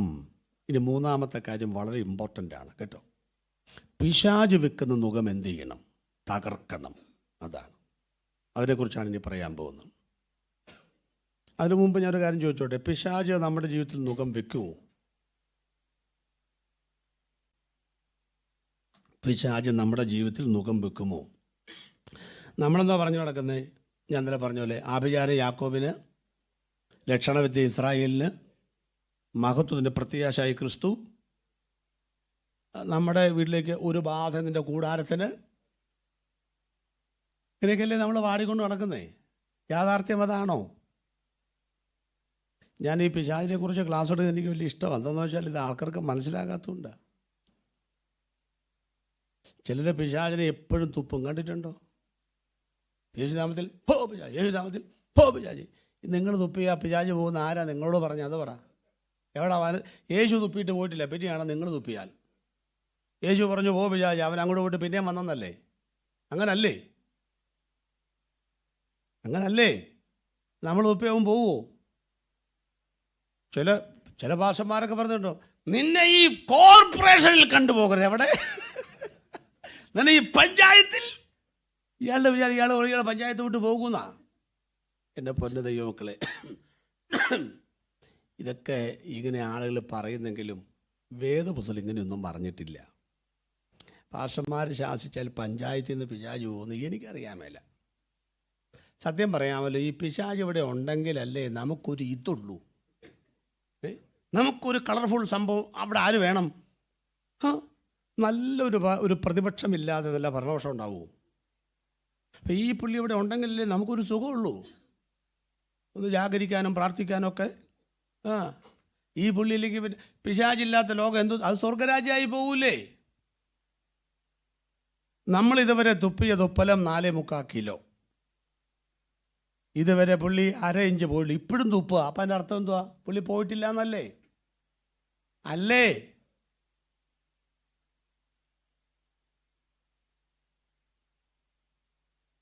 അപ്പോൾ നിങ്ങൾ ചോദിച്ചു, പാസ്റ്റേ പിശാച് പോകത്തല്ലേ? പിശാച് പോകത്തില്ല. ഖത്തർ വിട്ട് പോകത്തല്ലേ? പോകത്തില്ല. നമ്മുടെ നാട്ടിൽ നിന്ന് പോകത്തല്ലേ? പോകത്തില്ല. അപ്പോൾ പുള്ളി നമ്മളെ കയറി ഭരിക്കുമെന്നാണോ? അതില്ല, അത് പറയാം. അതോടൊപ്പം എന്തായാലും നമുക്ക് ശ്വാസം പിടിച്ചിരിക്കുക, അല്ല പറയാം. ഇവൻ നാട് വിട്ട് പോകാത്തതിൻ്റെ കാര്യം എന്നാണെന്നറിയാമോ? ഈ നാട് ആരുടെയാ? പറഞ്ഞു ധൈര്യമായിട്ട് പോരട്ടെ. ഈ നാട് ആരുടെയാന്ന്? പത്തനംതിട്ടയും കേരളവും ഖത്തറൊക്കെ ആരുടെയാ? പിശാചിൻ്റെയാണ്. ഈ ലോകത്തിൻ്റെ ദൈവം എന്നല്ലേ? അപ്പം നമ്മളിവിടെ ആരാ? അത് പറ. നമ്മൾ വാടകക്കാരാണ്, ഇരിക്കുന്ന വലിയ മുതലാളിമാരെ പോലെയാ. പക്ഷേ ആരാണ്? റെൻ്റാണ്. അപ്പം മുതലാളി ആരാ? മറ്റേ പുള്ളിയാണ്. ഇപ്പം ആരോടാ പോകാൻ പറയണേ? ഇതായോ വാടകയ്ക്കൊന്നും തരികയില്ലാത്ത, മനസ്സിലായോ? വാടക വീട്ടി, അവൻ്റെ നാട്ടിൽ വാടക വീട്ടി കരുതി വെച്ചാൽ അവനോട് ഇറങ്ങിപ്പോകാൻ പറഞ്ഞ് എന്തോ അക്രമമായി പറയുന്നത്. ഇനി നമ്മൾ അത് പാടാറില്ലേ? ഇവിടെ ഞാൻ വെറും ഒരു പരദേശി പോൽ, ഇവിടത്തെ പാർപ്പിടമോ വഴിയമ്പൽ. എന്നാ മനോഹരമായിട്ട് പാടും. ഇവിടെ എനിക്കാരും തുണയില്ലെങ്കിലും തുണയാകും യേശുവോടു ചേർന്നാൽ മതി എനിക്കെൻ്റെ. അപ്പം നമ്മൾ പാട്ടൊക്കെ പാടും, ഇവിടെ എനിക്ക് ആരുമില്ല, ഇത് നാട് എൻ്റെ അല്ല. എന്നിട്ട് പുള്ളിയോട് പറയാ പോവാൻ ഇത് എൻ്റെയാണെന്ന്. നിങ്ങൾ ഈ പരസ്പര വിരുദ്ധമായ ആശയങ്ങൾ വെച്ച് പോരാടരുത്. പിശാച് നമ്മുടെ നാട്ടിൽ നിന്ന് പോകണമെങ്കിൽ യേശുക്രിസ്തു വീണ്ടും വരുമ്പോൾ അവനാണ് സാത്താനെ പിടിച്ചു കെട്ടി 1000 ആണ്ടേക്ക് ചങ്ങലയിട്ട് പൂട്ടും. യേശുവിനല്ലാതെ നാട്ടിൽ നിന്ന് ഇവനെ ഓടിക്കാൻ ആർക്കും അധികാരമില്ല. അതാദ്യം മനസ്സിലാക്കുക. നമ്മൾ വെറുതെ ഓരോരോ ഉപദേശങ്ങൾ ഇങ്ങനെ കയറി വരും. എന്നാൽ പണ്ട് ഞാൻ അങ്കമാലി യോഗത്തിൽ പ്രസംഗിക്കും, ഭാഷമാർ പറയാം നമുക്കൊരു പുതിയ ശുശ്രൂഷയുണ്ട്. ഞാൻ പറഞ്ഞു ഞാനും കൂടാം. അങ്കമാലി മുനിസിപ്പാലിറ്റിയിൽ നിന്ന് പിശാചിനെ ഓടിക്കണമെന്ന്. അപ്പോൾ ഞാൻ നോക്കിയപ്പോൾ ഞാൻ മുനിസിപ്പാലിറ്റിയിലെന്നോ. ഞാൻ പറഞ്ഞു എന്നാൽ പുള്ളി പോവുകയാണെങ്കിൽ സമാധാനമായില്ലോ. അവർ പറഞ്ഞു സമയം വരുമ്പോൾ കാല് പൊക്കി ചവിടണം, യേശുവിൻ്റെ നാമത്തിൽ ചവിട്ടി പുറത്താക്കി. നമുക്ക് ഈ കാല് വെക്കൽ ഒത്തിരി പരിപാടിയാണ്. ഡിസംബർ 31 കാല് വെക്കും. ഇന്നലെ ഞാൻ പറഞ്ഞില്ലയോ? പറഞ്ഞു 31 ചില ആളുകൾ എന്തോ പുതിയ മറ്റേ കാലം എവിടാ? നിങ്ങൾ എന്ത് വിവരക്കേടേ പറയുന്നത്?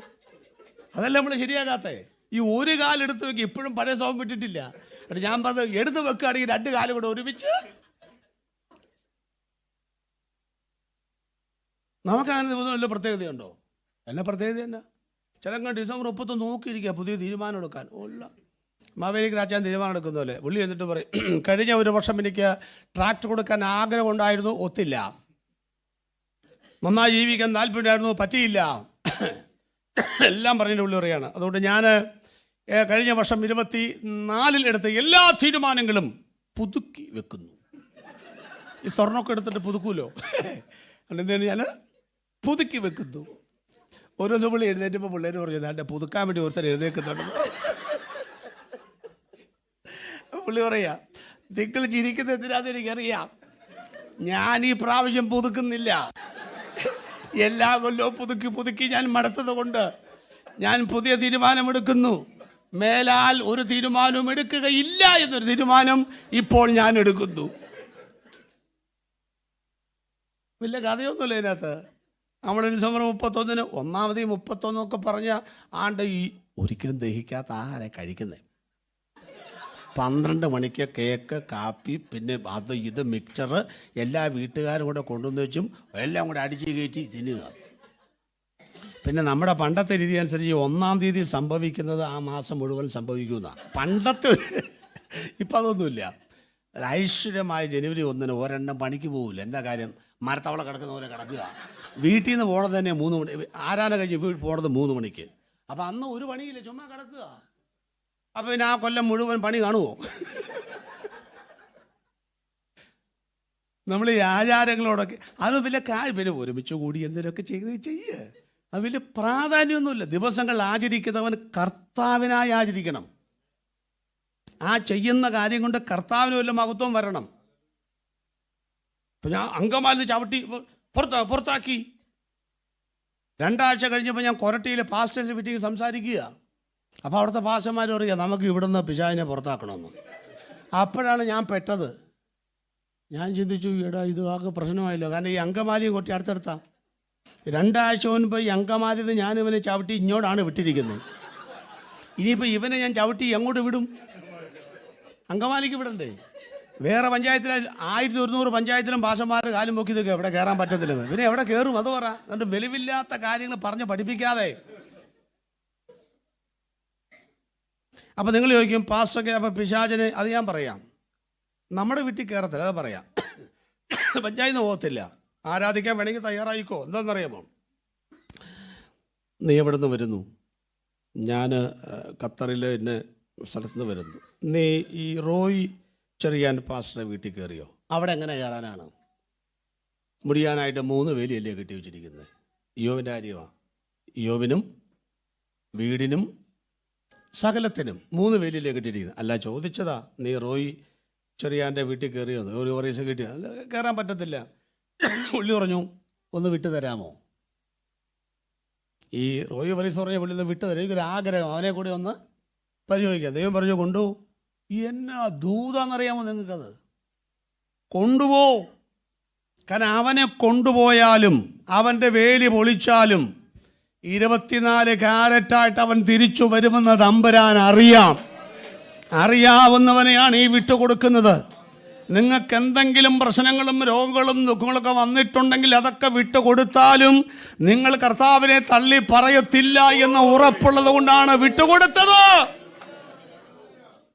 ആ സമയത്ത് നീ ജീവനുള്ള ദൈവത്തിൻ്റെ പുത്രനായ ക്രിസ്തു, പത്രോസ്, യേശു പറഞ്ഞു എൻ്റെ പൊന്നു പത്രോച്ച, നിന്നെ വിട്ടുകൊടുക്കാൻ പലവട്ടം അവൻ ചോദിച്ചു, നിന്നെ ഗോതമ്പ് പോലെ പാറ്റേണ്ടതിന്, പക്ഷെ ഞാൻ വിട്ടുകൊടുത്തില്ല. എന്താ കാര്യം?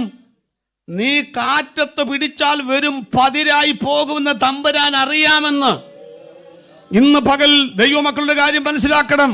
ആരെയൊക്കെ വിട്ടുകൊടുക്കണമെന്നും ആരെയൊക്കെ വിട്ടു കൊടുക്കരുതെന്നും, ആർക്കൊക്കെ രോഗം തരണമെന്നും ആർക്കൊക്കെ തരാൻ പാടില്ലെന്നും ആർക്കൊക്കെ പണം കൊടുക്കണമെന്നും ആർ കൊടുക്കാൻ പാടില്ലെന്നും തിരിച്ചറിയുന്ന ഒരു കർത്താവിന്റെ കരങ്ങളിലാണ് ഞാൻ ഉള്ളത്. തിരിച്ചറിയുന്നവരുണ്ടെങ്കിൽ കരമൊന്ന് ചേർത്തടിച്ച് ഒരല്പസമയം ദൈവത്തെ സ്തുതിച്ചുകൊണ്ട് പറയണം, കർത്താവേ, നിന്റെ പദ്ധതികൾ എന്റെ വിചാരങ്ങളല്ല, നിന്റെ വിചാരങ്ങൾ നിന്റെ വഴികളല്ല എന്റെ വഴികൾ, നിന്റെ പദ്ധതികൾക്കായി ഞാൻ എന്നെ തന്നെ സമർപ്പിക്കുന്നു എന്ന് പറയണമെന്ന്.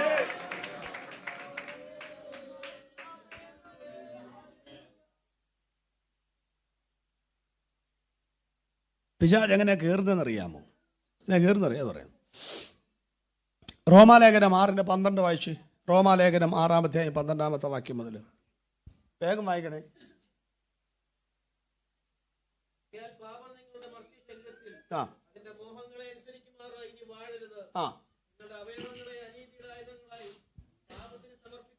ആ പാരഗ്രാഫ് മുഴുവൻ വായിച്ചു. ആ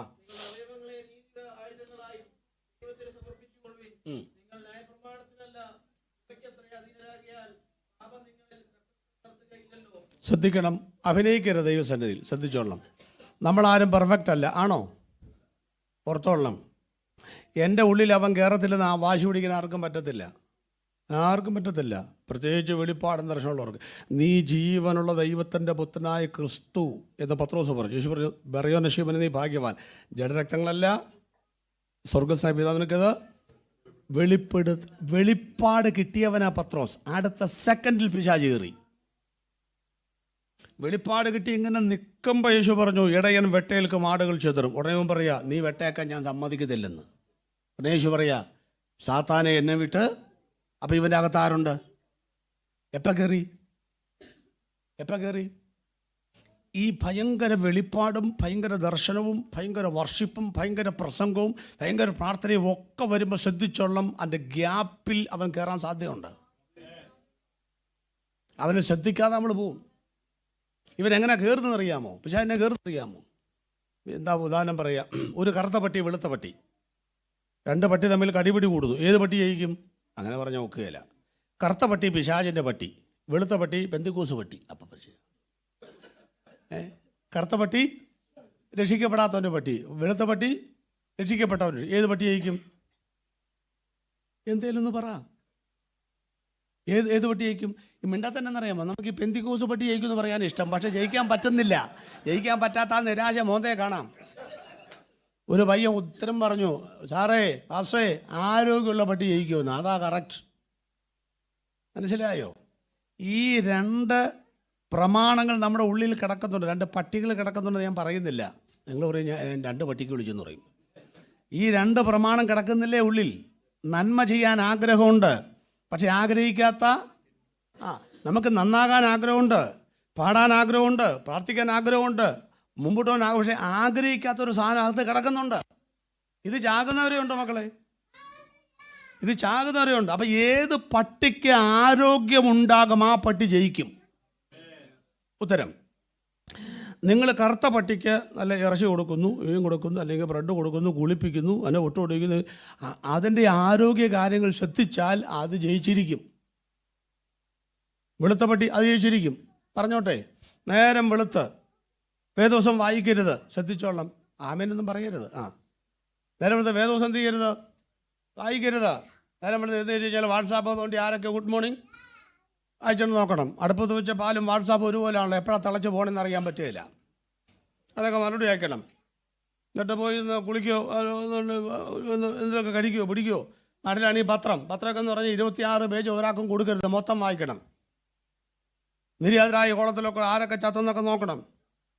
ഇങ്ങനെല്ലാം നോക്കി ഒന്ന് പിന്നെ നാട്ടുകാരുടെ വിഷയം പറഞ്ഞാൽ പ്രാർത്ഥിച്ചില്ല. പോയി എന്നിട്ട് എളുപ്പത്തിൽ വായിക്കാവുന്ന വേദോസം ഏതാ? സങ്കീർത്തനം. അതാകുമ്പോൾ 1-2 വരിയുള്ളൂ, പെട്ടെന്ന് അവസാനിപ്പിക്കാം.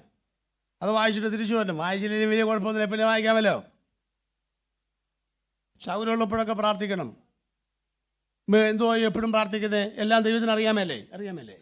പിന്നെ എല്ലാം ദൈവത്തിന് അറിയാമല്ലോ. ഒരു സമാജത്തിന് പോലും നമ്മുടെ സാഹചര്യമൊക്കെ ദൈവത്തിന് അറിയാമല്ലോ. ഒരു 21 വെച്ച് കഴിഞ്ഞാൽ അവസാനത്തെ 3 ദിവസം ചെല്ലാൻ പാടുള്ളൂ. ബാക്കി ഒരു 19 ദിവസം ചെല്ലരുത്. അവസാനത്തെ 3 ദിവസം ചെന്നിട്ട് 3 കിലോ അരിയുടെ കഞ്ഞിയും കുടിച്ചോളണം. അങ്ങനെ അങ്ങ് ജീവിക്കണം മക്കളെ. ഇങ്ങനെ നിങ്ങൾ ജീവിച്ചാൽ നിങ്ങളിലുള്ള കറുത്ത പട്ടിക്ക് ആരോഗ്യം ഉണ്ടാകും. മനസ്സിലായോ? അതേസമയം നേരം വെളുത്തു, വേദോസം വായിച്ചു, പത്രം വായനയുടെ മാറ്റിവെച്ചു, കുറച്ചു നേരം പ്രാർത്ഥിച്ചു, കൂടുതൽ സമയങ്ങൾ എൻ്റെ വാട്സാപ്പ് നോക്കി അതിനകത്ത് ആത്മീയ കാര്യങ്ങൾ ശ്രദ്ധിച്ചു, പ്രാർത്ഥിച്ചു, നിങ്ങൾ ഭൗതിക ജോലിക്ക് പോയി. നിങ്ങളിലുള്ള വെളുത്ത പട്ടിക്ക് ആരോഗ്യമുണ്ടാകാൻ നിങ്ങളാണ് ശ്രമിക്കേണ്ടത്. ഇപ്പോൾ ഒരു പാസ് വന്നിട്ടുണ്ട്, യാതൊരു ഗുണവുമില്ല. അത് നിങ്ങൾക്ക് എങ്ങനെ? നിങ്ങൾ ഗുണമുണ്ടോ? ആദ്യം അത് പറ. 50% പാസ്റ്റർമാരുടെ ഓളമുണ്ട് കേട്ടോ, അതും പറയാം. കാരണം അമ്പലത്തേക്കാൾ വലിയ പ്രതിഷ്ഠ ഉണ്ടാകത്തില്ല. പാസ്റ്റർക്ക് എന്ത് ആത്മീയമുണ്ടോ അതിൻ്റെ താഴെയായിരിക്കും വിശ്വാസികൾ. പക്ഷെ ഒരു കാര്യം നോക്കട്ടെ, ഈ ഞായറാഴ്ച മാത്രം കിട്ടുന്ന പാസ്റ്ററിൻ്റെ മെസ്സേജ് കൊണ്ടാണോ നമ്മൾ ജീവിക്കുന്നത്? ഇത് ഡെയിലി ബ്രെഡ് വീട്ടിനകത്തില്ലേ? ഇല്ലേ? അതുകൊണ്ട് അവനവൻ്റെ അകത്തുള്ള വെളുത്ത പട്ടിക്ക് ആരോഗ്യമുണ്ടാക്കേണ്ട ചുമതല സഭക്കാർക്കല്ല. വന്നിരിക്കുന്ന പാസ്റ്റർക്കല്ല, പാസ്റ്റർക്ക് ഒരു റോളുണ്ട്, അത് അവനവനുള്ളതാണ്. എൻ്റെ ആത്മീകത്തിൻ്റെ വളർച്ചയ്ക്ക് ഞാൻ ചെയ്യേണ്ട കാര്യങ്ങൾ ചെയ്യാതെ അത് മറ്റുള്ളവരെ ഏൽപ്പിക്കുന്നത് എങ്ങനെയാ? എൻ്റെ അമ്മ പണ്ട് സാക്ഷ്യത്തിന് പറയുന്ന പോലെ 80 വയസ്സുള്ള പറയാം, ദൈവം നല്ലവരായിരുന്നു, പിന്നെ അവസാനം ഒരു വാക്ക് പറയും, എൻ്റെ കർത്താവ് എന്നെക്കുറിച്ച് എന്താണോ ആഗ്രഹിക്കുന്നത് അതുപോലെ ഞാനായി തീരുവാൻ നിങ്ങളെല്ലാവരും എനിക്ക് വേണ്ടി പ്രാർത്ഥിക്കണം. ഞാൻ പറഞ്ഞു, ചോദിച്ചാൽ മേലാൻ വേണ്ടി പോരുന്നു. വേരാ വിളിക്കുന്നത് ഞങ്ങൾ സ്നേഹം കൊണ്ടാണ്. എന്താ പ്രാർത്ഥന? എൻ്റെ കർത്താവ് എന്നെക്കുറിച്ച് എന്താണോ എന്താഗ്രഹിക്കാൻ. കുഴിയിലേക്ക് കാലിനിട്ടിരിക്കുന്ന യോശാമീരിന് എന്തോ ആഗ്രഹിക്കാൻ, ഇനി ആഗ്രഹിക്കുന്ന അതുപോലെ ഞാനായിത്തീരാൻ ഞാനൊന്നും ചെയ്യില്ല, നിങ്ങളെല്ലാവരും കൊണ്ട് പ്രാർത്ഥിച്ച് എന്നെ ഒരു കരയിൽ എന്നോ പ്രാർത്ഥനയാ. സ്വഭാവം കഴിയുമ്പോൾ എല്ലാവരും എനിക്ക് വേണ്ടി. ഇതൊക്കെ നിർത്താമോ? ആദ്യം തന്നെ നിങ്ങൾക്ക് വേണ്ടി സഭ പ്രാർത്ഥിക്കുന്നില്ലേ? നിങ്ങൾ ഇന്ന് തിരിച്ചു പ്രാർത്ഥിക്കും. കഴിഞ്ഞ ഒരാഴ്ച ദൈവം എനിക്ക് നല്ലവനായിരുന്നു, സഭ എനിക്ക് വേണ്ടി പ്രാർത്ഥിച്ചു, ദൈവത്തിൻ്റെ സ്തോത്രം, ഞാൻ നിങ്ങൾക്ക് എല്ലാവർക്കും വേണ്ടി പ്രാർത്ഥിക്കാം എന്ന് പറഞ്ഞ് എന്ന് ഇരിക്കും. ഒന്ന് പറഞ്ഞ ചാവുന്നതിന് മുമ്പ് പറയൂ. ജോയാലക്കാസ് ചെല്ലുമ്പോൾ 2 പിള്ളേർ നിൽക്കുന്നു. ചെല്ലുമ്പോൾ തന്നെ സാർ എന്ത് വേണം? ആ ചോദ്യം കേട്ട ആധാരം വരെ എടുത്ത് കൊടുക്കാൻ തോന്നും. സവായം കഴിഞ്ഞപ്പോൾ 2 പിള്ളേർ അവിടെ നിൽക്കുന്നു, വാതൊക്കെ ഒരു സഹോദരൻ റോയ് പാസ്റ്റർ എന്താ പതിവില്ല അവിടെ നിൽക്കുന്നത്?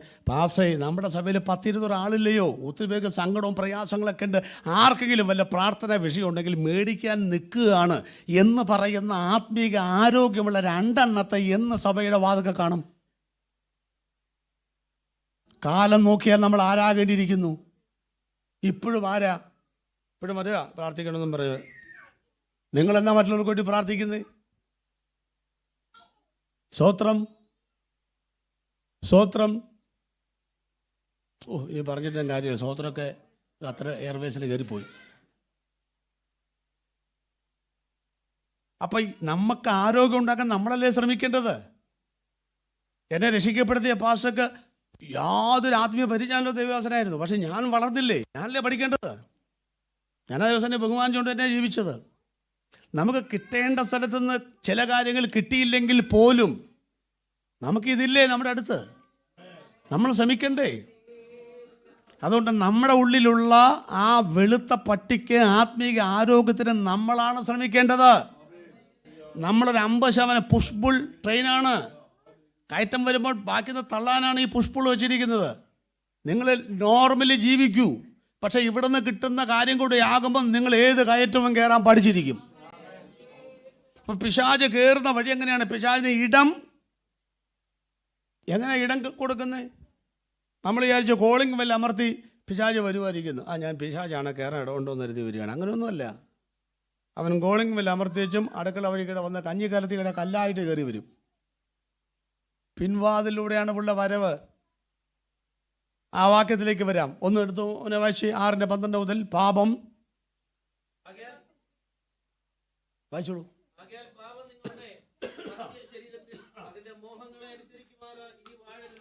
രക്ഷിക്കപ്പെട്ട വ്യക്തികൾക്ക് പാപം ഒരു കാലത്തും ഉണ്ടാകത്തില്ലെന്ന് ഒരു സ്ഥലത്തും പറഞ്ഞിട്ടില്ല. സാധ്യതകളുണ്ട്. അതുകളില്ലേ? രക്ഷിക്കപ്പെടുക എന്ന് പറഞ്ഞാൽ 3 പാർട്ടല്ലേ? 1 രക്ഷിക്കപ്പെട്ടു, 2 രക്ഷിക്കപ്പെട്ടുകൊണ്ടിരിക്കുന്നു, 3 രക്ഷിക്കപ്പെടും. അതായത് പാപത്തിൻ്റെ ശിക്ഷയിൽ നിന്ന് രക്ഷിക്കപ്പെട്ടു, പാപത്തിൻ്റെ സ്വാധീനത്തിൽ നിന്ന് രക്ഷിക്കപ്പെട്ടുകൊണ്ടിരിക്കണം, പാപത്തിൻ്റെ ശക്തിയിൽ നിന്ന് രക്ഷിക്കപ്പെടും. രക്ഷിക്കപ്പെട്ടപ്പോൾ ആത്മാവ് നരകത്തിൽ നിന്ന് രക്ഷപ്പെട്ടു. അനുദിന ജീവിതത്തിൽ ശരീരം ലോകത്തോട് അനുരൂപപ്പെടാതിരുന്നാൽ ജീവിതത്തിൽ രക്ഷിക്കപ്പെട്ടുകൊണ്ടേയിരിക്കും, പാപത്തിൻ്റെ സ്വാധീനത്തിൽ നിന്ന് രക്ഷിക്കപ്പെട്ടുകൊണ്ടിരിക്കും. ഇനി യേശു വരുമ്പോൾ താഴ്ചയുള്ള ശരീരം മഹത്വമുള്ള ശരീരത്തോട് അനുരൂപമായി രൂപാന്തരപ്പെടുമ്പോഴാണ് പാപത്തിൻ്റെ ശക്തിയിൽ നിന്ന് ഈ ശരീരം എന്നേക്കുമായി രക്ഷപ്പെടും. ഈ 3 സമയത്തേക്ക് ഇത് സൂക്ഷിക്കേണ്ട ഉത്തരവാദിത്വം നമുക്കുണ്ട്. പാപം ഇല്ലാതിരിക്കുമെന്ന് ഞാൻ പറയത്തില്ല. 159 പാപമുണ്ട് ബൈബിളിൽ. 7 ഖണ്ഡികയുണ്ട് പാപം. പിന്നെ നമ്മൾ പറയുന്ന പാപമൊന്നുമല്ല. നമ്മൾ വിചാരിച്ചിങ്ങനെ നാട്ടുകാരെ മൈക്കിൾ സെറ്റും വെച്ച് കിട്ടി, പാപികളെ രക്ഷിക്കപ്പെടുവീൻ, പാപികളെ രക്ഷിക്കപ്പെടുവീൻ, അത് ഓക്കെ. ഇതിനകത്ത് കയറിയ പാപിനെ ആരാ മാറ്റുന്നത്? ഈ കയറിയിരിക്കുന്ന കുറേ പാപികളില്ലേ? ഇല്ലേ? പാപത്തിൻ്റെ നിർവചനം വല്ലതും അറിയാമോ? പാപത്തിൻ്റെ അതൊക്കെ പറഞ്ഞാൽ തീരുകയില്ല. ഹമർച്ച എന്നുള്ള വാക്കാണ് ലക്ഷ്യം തെറ്റുക, ഏറുപിടിക്കുക, കുറിക്ക് തെറ്റുക, കാലുവഴുതി വീഴുക, ചെയ്യേണ്ട കാര്യങ്ങൾ ചെയ്യാതിരിക്കുക. അർത്ഥം പറയുന്നില്ല, ഞാൻ ഇത് പറയാം. പഴയമത്തിനകത്ത് ആക്ഷനാണ് പാപം, പ്രവൃത്തിയാണ് പാപം. പുതിയമത്തിൽ പ്രവൃത്തി അല്ല പാപം, അതിൻ്റെ മൂലകാരണമാണ് പാപം. മനസ്സിലാകുന്നില്ല? ഒന്നുകൂടെ പറയാം. ഞാൻ ഹാബേൽ, കയീൻ ഹാബേലിനെ ഒരാൾ എന്ത് ചെയ്തു? അടിച്ചു കൊന്നു, അത് പാപം. പുതിയമത്തിൽ അങ്ങനെ ഒരാളെ കൊല്ലണ്ട, കൊലപാതകനാകണമെങ്കിൽ. ഇവൻ അവനെ കൊല്ലാനുള്ള സീഡ്, വിത്ത് ഏതെന്നറിയാമോ? പക. ഇവൻ അവനോട് പകയുണ്ടായി. പക വഴക്കുകൾക്ക് കാരണമാകും. അതാണ് അവനെ കുത്തിക്കൊന്നത്. നമ്മുടെ ഇടയിൽ ഒരാളെ കൊല്ലുന്നില്ല എന്ന് കരുതി കൊലപാതകനല്ലാതെ വരില്ല. നമ്മുടെ സഭയിൽ കൊലപാതകനുണ്ടോ? ഉണ്ടെന്നൊക്കെ അങ്ങനെ പരസ്യമായിട്ട് പറയുന്നല്ലേ? ഉണ്ടാവും. ഈ ഇരിക്കുന്നവരാർക്കെങ്കിലും ഒരു സഹോദരൻ്റെ പകയുണ്ടെങ്കിൽ നീ കൊല്ലാത്തതിൻ്റെ കാര്യം എന്നാണെന്നറിയാമോ? ജയിലിൽ പോണ്ടി വരും. അതുകൊണ്ടാ അത് പേടിച്ചിട്ടാ കൊല്ലാത്തത്. നമുക്ക് ദൈവത്തെ അല്ല പേടി, നാട്ടുകാരെ പേടി, ഖത്തറിൻ്റെ ഗവൺമെൻറ്റിനെ പേടി. അതല്ലേ നാട്ടിൽ രഹസ്യമായിട്ട് വീഡിയോ വിളിക്കുന്നേ? ഇപ്പം ദൈവം കാണുന്നില്ലേ? ഉണ്ട്. ദൈവത്തെ പേടിയില്ല, നാട്ടുകാരെ പേടി. അതാ രഹസ്യമായിട്ട് വീഡിയോ വിളിക്കുന്നേ. അപ്പം ആരെ പേടി നമുക്ക്? അപ്പം നമ്മുടെ ഉള്ളിൽ പകയുണ്ടോ എന്ന് എങ്ങനെ അറിയുന്നേ? പകയുണ്ടെങ്കിൽ സഹോദരനെ പകയ്ക്കുന്നവൻ, ബാക്കി പറ കൊലപാതകനാകുന്നു. വാക്യം വായിച്ചേ. സഹോദരനെ പകയ്ക്കുന്നവൻ കൊലപാതകനാകുന്നു. അപ്പം സഭയിൽ കൊലപാതകനുണ്ടോ? പകയുള്ളവരുണ്ടോ? വിശുദ്ധ ചുംബനം കൊടുക്കുന്ന കണ്ടിട്ടുണ്ടോ? കൊള്ളാം. കഴിഞ്ഞ ഞായറാഴ്ച ഉണ്ടായിരുന്നില്ലല്ലേ നമ്മുടെ വിശുദ്ധ ചുംബനം എന്ന് പറഞ്ഞാൽ ഈ കൊടക്കമ്പി കാലെ തൂക്കുന്ന പോലെ. ഒരാൾ ഉമ്മ വെക്കത്തില്ല. ഇതാണ്ട് എങ്ങനെ വെച്ചിട്ട് ഞാൻ കാണുന്ന ഉമ്മ വെക്കത്ത് എങ്ങനെ? ഞങ്ങളുടെ സഭയിൽ നമ്മുടെ ജോസ്ഫായി നടന്ന അച്ചായനുണ്ട്. അച്ചായൻ്റെ ഉമ്മയാണ് ഉമ്മ. പുള്ളി എന്നെ കാണുമ്പോൾ ഞാൻ പിടിച്ചും ചപ്പുക. ഒരു 5-6 ഉമ്മ എനിക്ക് കിട്ടും. അതാ ഉമ്മ. നമുക്കിപ്പോൾ ഉമ്മ വയ്ക്കാനൊക്കെ മടിയാ. നമ്മൾ താണ്ട ഇങ്ങനെ ആരെ കാണിക്കാൻ നടക്കുക? സ്നേഹിക്കുന്നൊരു കൊച്ചിനെ കാണുമ്പോൾ അങ്ങനെ ഉമ്മ വെക്കണ്ടായോ? നാളെ സഭയിൽ ചെന്നപ്പം പാസ് പറഞ്ഞു, അടുത്തടുത്ത് നിൽക്കുന്നവർക്ക് ചുംബനം കൊടുത്താൽ മതി. അപ്പം എൻ്റെ ഒരു പയ്യൻ ഇവിടെ വെച്ചും ഒരു ഉമ്മ അറിഞ്ഞിട്ട് പുറകിലൂടെ ഒറ്റ ഏറ് പുറകിലൊരു സ്ത്രീ പിടിച്ചു. ഞാൻ അതാരാ? അതവൻ്റെ അമ്മയാ, അല്ലെങ്കിൽ അവന് പണി കിട്ടിയനെ. മാറിപ്പോയെങ്കിലത്തെ സ്ഥിതി എന്തായി? എല്ലാവർക്കും ഉമ്മ കൊടുക്കാന്ന് പറഞ്ഞാൽ നമ്മൾ നോക്കൂ, എല്ലായിടത്തൊക്കെ നടന്ന് ഉമ്മ കൊടുക്കുക എന്നെ പാട്. എല്ലാവരും ഉമ്മ കൊടുക്കണമെങ്കിൽ ഇനി ഒരു നിയമം പരിഷ്കരിക്കണം. എന്തോ നിയമം? വേണമെങ്കിൽ ചെയ്യാൻ പറ്റത്തില്ല, എന്നാലും പറയുക. ആരെ വേണേലും ഉമ്മ വെക്കാമെന്ന് നിയമം കൊണ്ടുവന്ന് നോക്കി. അന്നേരം കാണാം ഉമ്മ ബഹളമായിരിക്കും ഇവിടെ. ഉമ്മ വയ്ക്കാൻ കിട്ടിയാൽ പിന്നെ വിടത്ത് പോലും ഇല്ല. നമ്മളെല്ലാം മാറിപ്പോയി, എല്ലാം ആർട്ടിഫിഷ്യലാണ്. ഈ ഉമ്മ വെക്കുന്നതും ഈ കർത്തൃമേശയും ഈ മുട്ടുകുത്തലൊക്കെ ആർട്ടിഫിഷ്യലാണ്. നാളെ സത്യം ഇപ്പം ഒരു അച്ഛൻ പറയുക, പുള്ളി വലിയ തറവാടുകാരനാ. മുമ്പ് നിൽക്കുന്ന കുറച്ച് പിള്ളേരൊക്കെ കർത്തൃമേശ പങ്കെടുത്തിട്ടേ കർത്തൃമേശ അങ്ങ് ചെല്ലത്തുള്ളൂ. ഭാഷ അപ്പം എടുക്കുമ്പോഴേക്കും പുള്ളി ഓടി വന്ന് മുട്ടുകുത്തി ഇവിടെ നിന്ന്. പുള്ളിക്ക് ആദ്യം എന്തോ കിട്ടണം. തവക്കാർ പറഞ്ഞു, ഭാഷ ഈ അച്ഛൻ ഇങ്ങനെ പണിയുണ്ടെന്ന് പറഞ്ഞു. ഭാഷ പറഞ്ഞു ഞാൻ ഏറ്റെന്ന് പറഞ്ഞു. പുള്ളി അപ്പം എടുത്ത ഭാഷകനെ അനുഗ്രഹിച്ച് കണ്ണുറന്നപ്പോൾ അച്ഛൻ ഇവിടെ വന്ന് നിൽക്കുന്നു. ഭാഷ നേരെ അപ്പം കൊണ്ട് പുറകിലോട്ട് പോയി. എല്ലാം കഴിഞ്ഞ് ഇവിടെ വന്ന് അപ്പം പുള്ളിക്ക് അവസാനമേ കിട്ടിയുള്ളൂ. ഇങ്ങനെ ദേഷ്യമായി. അത് കഴിഞ്ഞപ്പം പാസ് വീഞ്ഞെടുത്ത് വാഴ്ത്തിയപ്പോൾ പുള്ളി വെച്ചു സംഗതി പുറയുന്നേ വരത്തുള്ളത്. പുള്ളി എന്നിട്ട് പുറകിലോട്ട് പോയി. പാസ് നോക്കി പുള്ളി പറയും. അപ്പം പാസ് മുമ്പിൽ നിന്ന് കൊടുത്തു പോയി. ഞാൻ ചോദിക്കുന്ന, ആരെ ബോധ്യപ്പെടുത്താനാണ് ഈ ആത്മീകം? ആരെ ബോധ്യപ്പെടുത്താനാണ് ഈ ആത്മീകം? നമ്മളെ ദൈവം ക്വസ്റ്റ്യൻ ചെയ്യുന്നത് ഫുൾപിറ്റ് നിൽക്കുമ്പോഴാണോ? ആണോ? വെയിലത്ത് നിൽക്കുന്ന ആദാമിന് ദൈവം ക്വസ്റ്റ്യൻ ചെയ്യുന്നേ ഇല്ല. വെയിലാറിയപ്പോൾ, വെയിലത്താ പണി, വെയിലാറിയപ്പോൾ സന്ധ്യയ്ക്ക് വന്ന് ചോദിച്ചു, നീ എവിടെ? 450 ബാലിൻ്റെ പ്രവാചകന്മാരെ വെട്ടിക്കൊല്ലുമ്പോൾ ദൈവം ഏലിയാവിനെ ക്വസ്റ്റ്യൻ ചെയ്യുന്നില്ല. ഒറ്റയ്ക്ക് പാറയുടെ മുഖത്ത് കയറി പറഞ്ഞു, നിനക്കിവിടെ എന്ത് കാര്യം? ക്വസ്റ്റ്യൻ ചെയ്യുന്നത് സഭ നടുവിലല്ല, നീ ഒറ്റയ്ക്കിരിക്കുമ്പോഴാണ് നീ ആരാണെന്ന് അറിയുന്നത്. സ്തോത്രം. അപ്പൊ കൊലപാതകം സഭയിലുണ്ടോ? നിങ്ങൾക്ക് തീരുമാനിക്കാം. വ്യഭിചാരികളുണ്ടോ? പരസംഗം ചെയ്യുന്നവരുണ്ട്. ആ പദം പോട്ടെ, രണ്ടും രണ്ടാണ്. ഒന്ന് വിവാഹപൂർവ്വ ബന്ധം, രണ്ട് വിവാഹ ശേഷമുള്ള ബന്ധം. അതാണ്. പരസംഗം ചെയ്യുന്നവരുണ്ടോ? പഴയമത്തിൽ നിയമപരമല്ലാത്ത ഒരു ലൈംഗികതയിൽ ഏർപ്പെട്ടാൽ അതെന്തായി? പരസംഗമായി. പുതിയ നിയമത്തിൽ അത് വേണോ? വേണ്ട.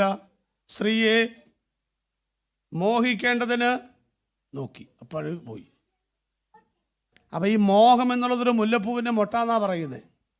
ഈ മൊട്ട ആരിലും ഉണ്ടാകും, എന്നിലും ഉണ്ടാകും, നിങ്ങളിലും ഉണ്ടാകും. അങ്ങനെ ഇല്ലാത്ത ആരെങ്കിലും ഉണ്ടോ? ഒന്ന് കാണട്ടെ ആ മോഹം. അങ്ങനെയൊന്നുമില്ല, എല്ലാവർക്കും ഉണ്ടാവും. പക്ഷേ പ്രശ്നം ഇതാണ്, ഇത് വിരിയാൻ അനുവദിക്കാതിരിക്കുന്നതാണ് ബുദ്ധി. നുള്ളിക്കളയുക എന്നുള്ളതാണ്. ഇതെങ്ങനെ വിരിയുന്നേ? നമ്മുടെ ഉള്ളിൽ ഇതുണ്ടോയെന്ന് എങ്ങനെ അറിയുന്നേ? പണ്ട് ബുദ്ധസന്യാസിമാർ ഇങ്ങനെ കടന്നങ്ങൾ വായിച്ചിട്ടില്ലേ?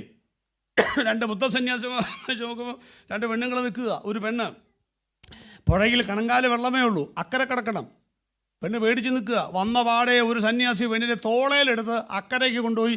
പെണ്ണവിടെ ഇറങ്ങിപ്പോയി. പോകാൻ നേരത്തെ ഒരു ടാറ്റ കൊടുത്തു. അത് സന്യാസി സ്വീകരിച്ചു.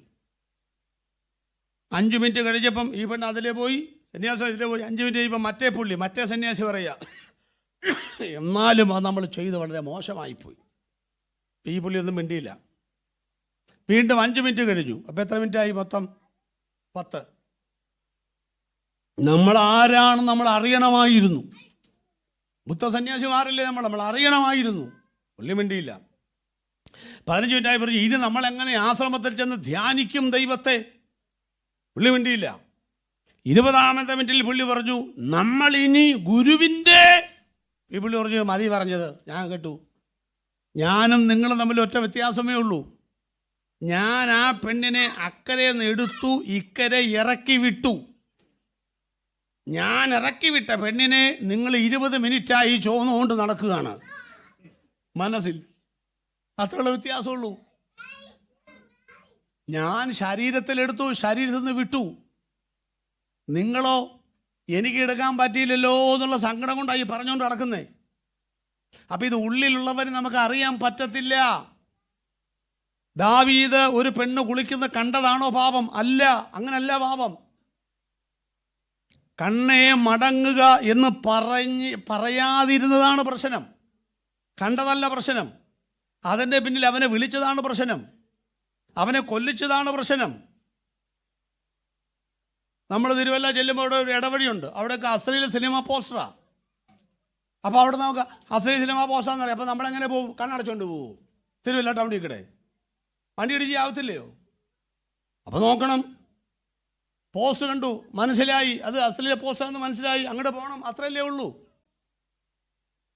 ആണ്ട് ഒരു പെണ്ണ് അതിലേ വരുന്നു, ഒരു രക്ഷിക്കപ്പെട്ട ഇതിലേ പോകുന്നു. നോക്കിയപ്പോൾ സുന്ദരിയായൊരു പെണ്ണ് വരുന്നു.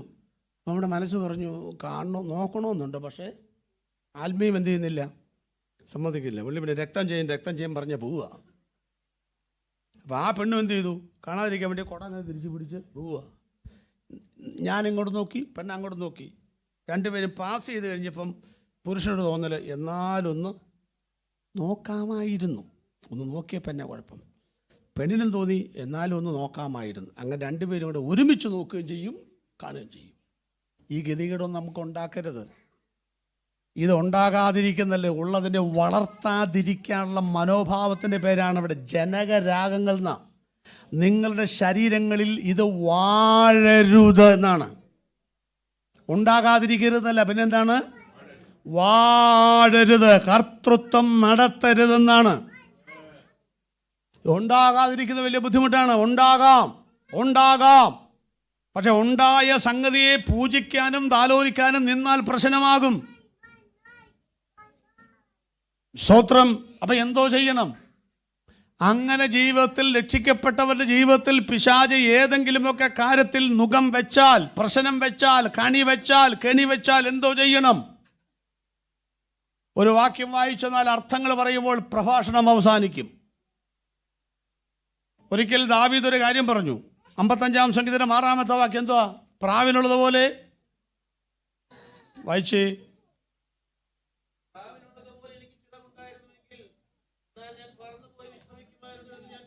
ഈ വാക്യം നമ്മുടെ ആൾക്ക് ഭയങ്കര സന്തോഷമായി കേട്ടോ. ദൈവത്തെ ഓർത്ത് സന്തോഷിപ്പിച്ച വാക്യമൊന്നും പറയരുത്. അത് സന്തോഷിപ്പിച്ചപ്പോൾ പറഞ്ഞ വാക്യമാണോ? ആ വാക്യം സൂയിസൈഡ് വാക്യമാണ്. അതറിയില്ല. 1-ാമത്തെ വാക്യം ഒരു വായിച്ച് എപ്പോഴാ വാക്യം പറഞ്ഞു നോക്ക്. അപ്പോൾ പ്രശ്നമുണ്ട്. പ്രശ്നം ഗൗരവമാണ്. അടിയന്തരമായിട്ട് ദൈവം സഹായിക്കണം. അതാണ് പ്രശ്നം. അത് ഗൗരവമാണ്. എനിക്ക് ചാപ്പാട് പോലും വേണ്ടാത്ത അവസ്ഥയാണ്. അതെൻ്റെ മാനസികമായ തകർച്ചകളെ അവൻ വിളിച്ചു പറയുകയാണ്. ഞാൻ വീടിനകത്തോട്ട് കയറാൻ പോവുകയാണ്. ജീവിക്കണമെന്ന് എനിക്ക് തോന്നുന്നില്ല. ആത്മഹത്യ ചെയ്യാൻ തീരുമാനിച്ചിരിക്കുന്നു. കഥകിന് കുറ്റിയിട്ടു, സ്റ്റൂളിനകത്ത് പുറത്ത് കയറിയിരുന്നു, ലീഫിനകത്ത് ലുങ്കിയും കൊണ്ട് ഒരു കുടുക്കും ഇട്ടു അടുത്തത്. പക്ഷെ ആരോ കഥകിന് മുട്ടുന്നു തോന്നുന്നു. അന്നേരം പറഞ്ഞ വാക്കാണ് എന്തോന്ന്? അന്നേരം പറഞ്ഞ വാക്കാണ് ഈ നശിച്ച ലോകത്തിൽ നിന്ന് പോയാ മതിയെന്ന്. നമ്മളങ്ങനെ പറയാറില്ലേ? എന്നിട്ട് നമ്മൾ പറയാം എന്നെ ഇയാൾ ജാമുപോയി പറഞ്ഞ വാക്യം, എന്നെ സന്തോഷിപ്പിച്ച വാക്യം വായിച്ചുകൊണ്ട് ഇരുന്നു കൊള്ളാം. ഞാൻ കഴിഞ്ഞ ദിവസം പറഞ്ഞു, ദൈവത്തെ ഓർത്ത ഉപദേശിമാരുടെ ഉപജീവന മാർഗമാണ് സങ്കീർത്തനം. കയറി കൈവെക്കരുത് ഞാൻ പറഞ്ഞാ വിട്ടത്. അപ്പുറം ഇപ്പുറമൊക്കെ വായിച്ചിട്ടുണ്ട് വരാനായിട്ട്.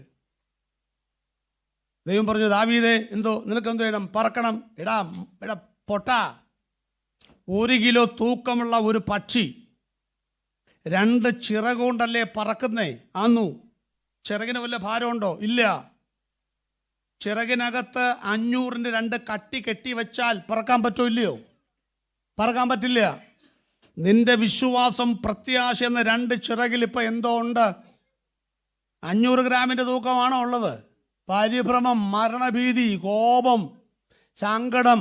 2 കിലോ തൂക്കമാണ് നിന്റെ 2 ചിറകയിലും. നീ പറക്കാൻ നോക്കുക. എവിടെ പറക്കാനാ? അതുകൊണ്ട് ഭാരങ്ങൾ വെച്ചിട്ടല്ല പറക്കേണ്ടത്, സങ്കടങ്ങൾ വെച്ചിട്ടല്ല പറക്കേണ്ടത്. 22-ാമത്തെ വാക്യം വായിക്ക്.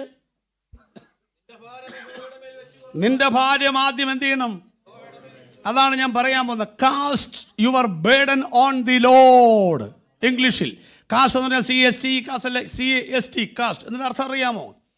നിങ്ങളെ അകാരണമായി പിശാച് ഏതെങ്കിലും വിധത്തിൽ ഭാരം നിങ്ങളുടെ ഉള്ളിൽ കൊണ്ടുവന്നിട്ടിട്ട് നിങ്ങൾ കാസ്റ്റ് ചെയ്യുക. ശ്രദ്ധിച്ച്, എന്താ കാസ്റ്റ് ചെയ്യുക എന്ന് പറഞ്ഞാൽ 4 അർത്ഥം. ഇംഗ്ലീഷ് മലയാളം നിഘണ്ടുവിൽ കാണുന്ന അർത്ഥം പറയാൻ പോവുക. 1, നിങ്ങളുടെ ജീവിതത്തിൽ, എൻ്റെ ജീവിതത്തിൽ നമ്മൾ പോലും അറിയാതെ ഏതെങ്കിലും സൂത്രശാലിയായി പിശാച് കയറിയിട്ടുണ്ടെങ്കിൽ എന്ത് ചെയ്യണം? കാസ്റ്റ് ചെയ്യണം. അതിനായി ഉപവാസപ്രാർത്ഥന, ബൈബിൾ ക്ലാസ്സൊക്കെ. പാട്ടുപാടി പ്രാർത്ഥിച്ച് വയർത്ത് കുളിച്ച് പോകാൻ വേണ്ടി ആന്തരിക വിടുതലാണ് ഈ ചെയ്യുന്ന കാര്യങ്ങൾ. കാസ്റ്റ് ചെയ്യണം. എന്താ കാസ്റ്റ്? 1 ഊരിക്കളയുക എന്നാണ് അതിൻ്റെ അർത്ഥം. നമ്മുടെ അകത്തെ പിശാചിട്ട ഭാരം എന്ത് ചെയ്യണം? പറഞ്ഞേ മലയാളത്തിൽ ഉറക്കപ്പറ. എങ്ങനെ ഊരിക്കളയുന്നേ? ഊരിക്കളയുന്നത് എങ്ങനെയാ? പണ്ട് ഞാനൊക്കെ ഈ പള്ളിപ്പെരുന്നാളിനൊക്കെ പോകുന്ന സമയത്തെ, പെരുന്നാളിനൊക്കെ പോകുമ്പം ചെറിയ ഈ മോഷണം എന്ന് പറഞ്ഞെന്താ, വലിയ റോബിൻ ഹുഡും ശോഭരാജൊന്നുമല്ല. പള്ളിയിലെ വളയും ഇതും കൈത ചക്കയൊക്കെ മോഷ്ടിക്കുന്നൊരു പണി പണ്ടുണ്ടായിരുന്നു. പോക്കറ്റടി. അതിനൊരു പോക്കറ്റടിയൊക്കെ എനിക്കുണ്ടായിരുന്നു. നിങ്ങളിത് ചോദിക്കുമേ, ഈ പോക്കറ്റടിക്കാരനെയാണല്ലോ. താമസിക്കുന്ന വീട്ടിൽ അച്ചാനില്ലല്ലോ. ഞാൻ അടുത്ത വെള്ളിയാഴ്ച ഇവിടുന്ന് പോവും. ഞാൻ പോയി കഴിഞ്ഞ് നിങ്ങളുടെ ആരുടെയെങ്കിലും പേനയോ കടലാസോ എന്തെങ്കിലും കാണാതെ പോയാൽ ദൈവത്താണ് ഞാൻ ഉത്തരവാദി. എൻ്റെ പഴയ കാര്യം പറഞ്ഞതാണ്. പറയാൻ പറ്റില്ല. ഇപ്പോൾ ഹോളിൽ നിന്നും പോയ സാധനം കിട്ടുന്നില്ല. ഓട്ടോറിക്ഷയിൽ പോയാൽ 10 പവൻ തിരിച്ചു കിട്ടും. അയാൾ പോലീസ് സ്റ്റേഷനിൽ വരും, തിരിച്ചു കൊടുക്കും. മാതൃക ഓട്ടോ ഡ്രൈവർ മുടിഞ്ഞ ഓട്ടമാണ്. ഇവിടെ കുടം എടുത്തുകൊണ്ട് പോയിട്ട് ചില ആളുകൾ 2 കാലിലും ഓരോ ചെരുപ്പായിട്ടാണ്. ആ ചെരുപ്പൊന്നും തിരിച്ചു കൊടുത്തിട്ടില്ല. 3 പ്രാവശ്യം കല്യാണം വിളിച്ചിരുന്ന പോലെ വിളിച്ചില്ല. ചെരുപ്പ് കിട്ടാനുണ്ട്, ഇതുവരെ തിരിച്ചു കിട്ടിയിട്ടില്ല. നമ്മളാണ് മാറ്റം പറയേണ്ടത്. അപ്പം ഞങ്ങളിങ്ങനെ ഈ ചെല്ലുമ്പോൾ ഈ വേങ്ങൂർ പള്ളി പെരുന്നാളിനൊക്കെ ഒരു വളക്കട, ഒരു ബേസൻ, അടുത്ത വളക്കട, ഇങ്ങനെ അങ്ങ് നിരത്തി പിടിച്ചിരിക്കുക. പിശാച് എങ്ങനെ ഭാരം ഇടുന്ന പിള്ളേരെ പഠിച്ചോളാം ചെറുപ്പക്കാർ. അപ്പം ചേച്ചിമാർ എന്നിട്ട് ഞങ്ങൾ മോട്ടിക്കുന്ന ഈ വിളക്ക് എന്താ വില? 1/2 ഡസൻ ഇത്ര. ഇവരിട്ടാൽ പൊട്ടിപ്പോകും, കുപ്പിവിളയാ. അപ്പോൾ ഇവരാരെ ഏൽപ്പിക്കും ഇടാൻ? ഇയാളെ ഏൽപ്പിക്കും. ഇയാൾ കയ്യെ, പെമ്പിളുടെ കൈ ഇങ്ങനെ കൊടുക്കും. അപ്പോൾ ഇയാൾ ആ കയ്യെ പിടിച്ചാൽ പിന്നെ പെട്ടെന്ന് വിടുകയില്ല. കാരണം സ്വാതന്ത്ര്യമായിട്ട് പിടിക്കാൻ കിട്ടിയ സമയമാണ്. ഇയാൾക്ക് പെട്ടെന്ന് വേണമെങ്കിൽ വള ഇടാം, ഇയാൾ ഇടുകയില്ല. അവിടെ സോപ്പ് ഇരിപ്പുണ്ട്, എണ്ണ ഇരിപ്പുണ്ട്, ബേസനുണ്ട്, എല്ലാം ഉണ്ട്. പുള്ളി ഇങ്ങനെ ചോദിച്ചാൽ ചേച്ചി എവിടെ നിന്ന് വരുന്നു, വക്കുള്ളിൽ നിന്ന് വരുന്നു, വീട്ടിലാരൊക്കെ ഉണ്ട്, ഇങ്ങനെ വിശേഷം ചോദിച്ചുകൊണ്ട് ഈ ഭാഗത്തൊക്കെ വരുമ്പോൾ അങ്ങോട്ട് പൊട്ടാതിരിക്കാൻ പുള്ളി ഇങ്ങനെ ഇടുന്നു. സോപ്പ് ഇട്ടാണ്, എണ്ണയിട്ടാണ് ഇവൻ അകത്തോട്ട് ഇടുന്നത്. ഇട്ട് പിന്നെ കുലുക്കുക. ആദാമിൻ്റെയും ഹവ്വയുടെ അടുക്കൽ ഇവൻ വന്നിട്ട് വളയിടുന്ന കണ്ടോളണം നിങ്ങൾ. ഇത് വാസ്തവമായിട്ട് തിന്നരുന്ന് പറഞ്ഞിട്ടുണ്ടോ? പിന്നെ ഇത് തിന്നാൽ നിങ്ങൾ ആരെ പോലെയാവും? പറഞ്ഞ് ശരിയോ തെറ്റോ? തെറ്റാന്നും പറഞ്ഞാൽ നമ്മൾ നടക്കുന്നത്, ശരിയാവും പറഞ്ഞ്. അവിടെയാണ് ഈ വളയിടുന്ന സൂത്രം. മനസ്സിലായോ? തിന്നാൽ നിങ്ങൾ ആരെ പോലെയാവും? ഏത് ദൈവത്തെ പോലെയാവും എന്ന് പറഞ്ഞോ? നിങ്ങൾ സൈന്യങ്ങളുടെ ദൈവമായ യഹോവയെ പോലെ ആകൂന്നാണോ പറഞ്ഞേ? അല്ല. അവൻ ആരാന്നറിയാമോ? ദൈവമാണ്. ഏത് ദൈവം? ഈ ലോകത്തിൻ്റെ ദൈവം. എത്ര ദൈവമുണ്ട്? 2. ഒന്ന് സത്യദൈവവും, ഒന്ന് ഈ ലോകത്തിന്. ഇവൻ പറഞ്ഞ് ഇത് തിന്നാൽ ആരെ പോലെയാവും? ഈ ലോകത്തിൻ്റെ ദൈവമായി എന്നെ പോലെയാകുമെന്നല്ലേ ആ പറഞ്ഞിട്ട് ഒരർത്ഥം. കാരണം ഇവൻ പണ്ട് കയറാൻ നോക്കി വെട്ടി താഴെയിട്ടവരെ ഇവനറിയാൻ ആകത്തില്ലെന്ന്. വളരെ തന്ത്രം ഉപയോഗിച്ചാണ്, സൂത്രം ഉപയോഗിച്ചാണ് ഈ പെങ്കൊച്ചിനെ കൊണ്ട് പഴം തീറ്റിച്ചത്. മനസ്സിലായ? ഗ്രാമർ മിസ്റ്റേക്ക് അവർക്ക് അറിയാൻ പറ്റാതെ പോയി. പ്രിയപ്പെട്ടവരെ, നമ്മളാരും അറിഞ്ഞല്ല പാപത്തിൽ ചെന്ന് വീഴുന്നത്. ഒന്ന് വലിച്ചാൽ എങ്ങനെ ഇരിക്കും? പാൻപരാഗൊന്ന് ചവച്ചാൽ എങ്ങനെ ഇരിക്കും? ഒരു സീരിയൽ കണ്ടാൽ എങ്ങനെ ഇരിക്കും? നമ്മൾ ടേസ്റ്റ് ചെയ്യാനാണ്, ഒന്ന് ശ്രമിച്ചു നോക്കുകയാണ്. അങ്ങനെ തന്ത്രപരമായിട്ടാണ് ഇവൻ നമ്മളെ കൊടുക്കുന്നത്. എൻ്റെ അപ്പം പറഞ്ഞു ഇതൊന്ന് വലിച്ചോ, ഈ വീഡിയോ ഒന്ന് കത്തിച്ചോണ്ട് പോടാ. ഞാൻ വീഡിയോ വലിച്ചിട്ടില്ല, എനിക്കൊരു ആഗ്രഹം. അപ്പം വലിച്ചു. ഇങ്ങനെ വിടുമ്പം വട്ടത്തൊരു പുക പോയി ഇങ്ങനെ വന്ന് എൻ്റെ മൂക്കയിലൊക്കെ വന്നാൽ മുട്ടുന്നേ. അപ്പം എനിക്കൊരാഗ്രഹം. എന്നാൽ പിന്നെ ഇതുപോലൊരു പുക എനിക്കും ഒരാഗ്രഹം തോന്നുകയാണ്. അപ്പം പറഞ്ഞു ഒന്ന് കത്തിച്ചോണ്ട് പോടാ. എനിക്കാണ് ഈ സന്തോഷം കൊണ്ട് ഇരിക്കാൻ വയ്യ. ഞാൻ ചെന്നപ്പോൾ തെറുപ്പ് പിടിയ, അത് ഇങ്ങനെ കത്തുകയില്ല. അപ്പം ഞാൻ എന്ത് ചെയ്തു? ചുണ്ടത്ത് വെച്ച് വലിച്ചു. ആഞ്ഞൊരു പുകയെടുത്തും വിഴുങ്ങി. എന്നിട്ട് അപ്പൻ്റെ അടുത്ത് കൊണ്ട് കൊടുത്തു. ഞാൻ പടിഞ്ഞാറ് മുറ്റത്തോട്ട് പോയി. എങ്ങനെ വരുമെന്ന് എനിക്കറിയണമല്ലോ. തമ്പുരാനെ, വന്ന വഴികൾ പറയാതിരിക്കുക ഭേദം. ചിരിച്ചോണ്ട് വന്നു, കുരച്ചോണ്ട് വന്നു, കണ്ണിക്കട വന്നു, മൂക്കിക്കട വന്നു, ചെവിക്കട വന്നു. ഒരു വഴിയായിട്ടാണ് പോയത്, 7 വഴിയായിട്ടാണ് തിരിച്ചു വന്നേ. ഒരാഗ്രഹം തോന്നുക ഈ പിള്ളേർക്കൊക്കെ, ഇതെങ്ങനെ ഒന്ന് ടേസ്റ്റ് ചെയ്ത് നോക്കാം, ഒന്ന് പ്രേമിച്ച് നോക്കാം, ഒരു സിനിമ കണ്ടു നോക്കാം. പ്രിയപ്പെട്ടവരെ, നിന്നെ ഒറ്റ എപ്പിസോഡിലൂടെ നീ അടിയന്തരം കഴിഞ്ഞാലും അവസാനിക്കാത്ത ടു ബി കണ്ടിന്യൂ എപ്പിസോഡ് നിന്നെ ഇരുത്താൻ അവനറിയാം. അതിൻ്റെ ഫലം നിങ്ങൾക്കറിയാമോ? കുപ്പിവള പൊട്ടിപ്പോവച്ച. പക്ഷേ സ്വർണത്തിൻ്റെ വളയാണെങ്കിലോ പൊട്ടുവോ? കൊച്ചു വളർന്നു. ഈ വള എന്ത് ചെയ്തു? അവിടെ ജാമായിപ്പോയി. ബ്ലഡ് സർക്കുലേഷൻ നടക്കുമോ? പിന്നെ ഊരിക്കളയാൻ അവർക്ക് കഴിവുണ്ടോ? നിങ്ങൾ വല്ലതും മനസ്സിലാക്കുന്നുണ്ടോ? ഇന്ന് അനേക കുഞ്ഞുങ്ങൾക്കും പല പ്രിയപ്പെട്ടവർക്കും ദൈവസഭയിൽ വന്ന് കൈയടിക്കാൻ പറ്റും. എന്താ കാര്യം? വള മുറുകിപ്പോയി. നമ്മൾ നോക്കുമ്പോൾ വളയൊന്നുമില്ല. എവിടെയൊക്കെയോ ഒരു സ്ഥലത്തെ സംഗതി, സർക്കുലറിൽ സംഗതി ബന്ധിക്കപ്പെട്ട് കിടക്കുകയാണ്. വള മുറുകിപ്പോയി. ബ്ലഡ് സർക്കുലേഷൻ ഇല്ല. വാ തുറക്കാൻ പറ്റുന്നില്ല. ശരിക്കും പറഞ്ഞാൽ ദൈവത്തെ ഒന്ന് നൃത്തം ചവിട്ടി ആരാധി. പക്ഷേ അവന് നാണമാണ്. എന്താണ് ഈ നാണം? എവിടെ നീ നാണം വന്നു? എവിടെയോ ഒരു ബന്ധനമുണ്ട് കേട്ടോ. ഈ വള ഇനി ഊരാൻ പറ്റത്തില്ല. പക്ഷേ ഇന്ന് രാത്രി ഞാൻ വിശ്വാസത്തോടെ വിളിച്ചു പറയുന്നു, ഇത് ഉണ്ടാക്കിയ ഒരു തട്ടാൻ അവിടെ ഇല്ലേ? നീ അങ്ങോട്ട് ചെല്ല്. നിന്റെ കൈക്കൊരു പോറൽ പോലും ഏൽപ്പിക്കാതെ അതിനെ വെട്ടിക്കളയാൻ കഴിയുന്ന ഒരു തട്ടാൻ ഇന്ന് രാത്രിയിൽ സ്വർഗത്തിലെ കുശവനായ ദൈവം തമ്പുരാൻ ഈ പ്രാർത്ഥനാ യോഗത്തിനകത്ത് നിന്നെ മുറുകെ പറ്റിയ പാപങ്ങളെ വെട്ടിക്കളയാൻ കഴിയാതെ വണ്ണം നീ വിഷമിക്കുന്നുണ്ടെങ്കിൽ ഇന്ന് രാത്രി യേശുക്രിസ്തുവിന്റെ അടുക്കൽ ചെല്ല്.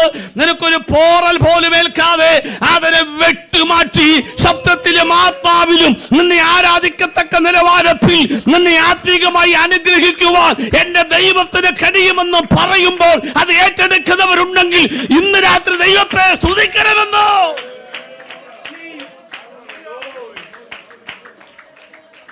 രണ്ട്, വലിച്ചെറിയുക. കാസ്റ്റ് എന്ന് പറഞ്ഞാൽ ഒന്നാമത്തെ അർത്ഥം എന്താ?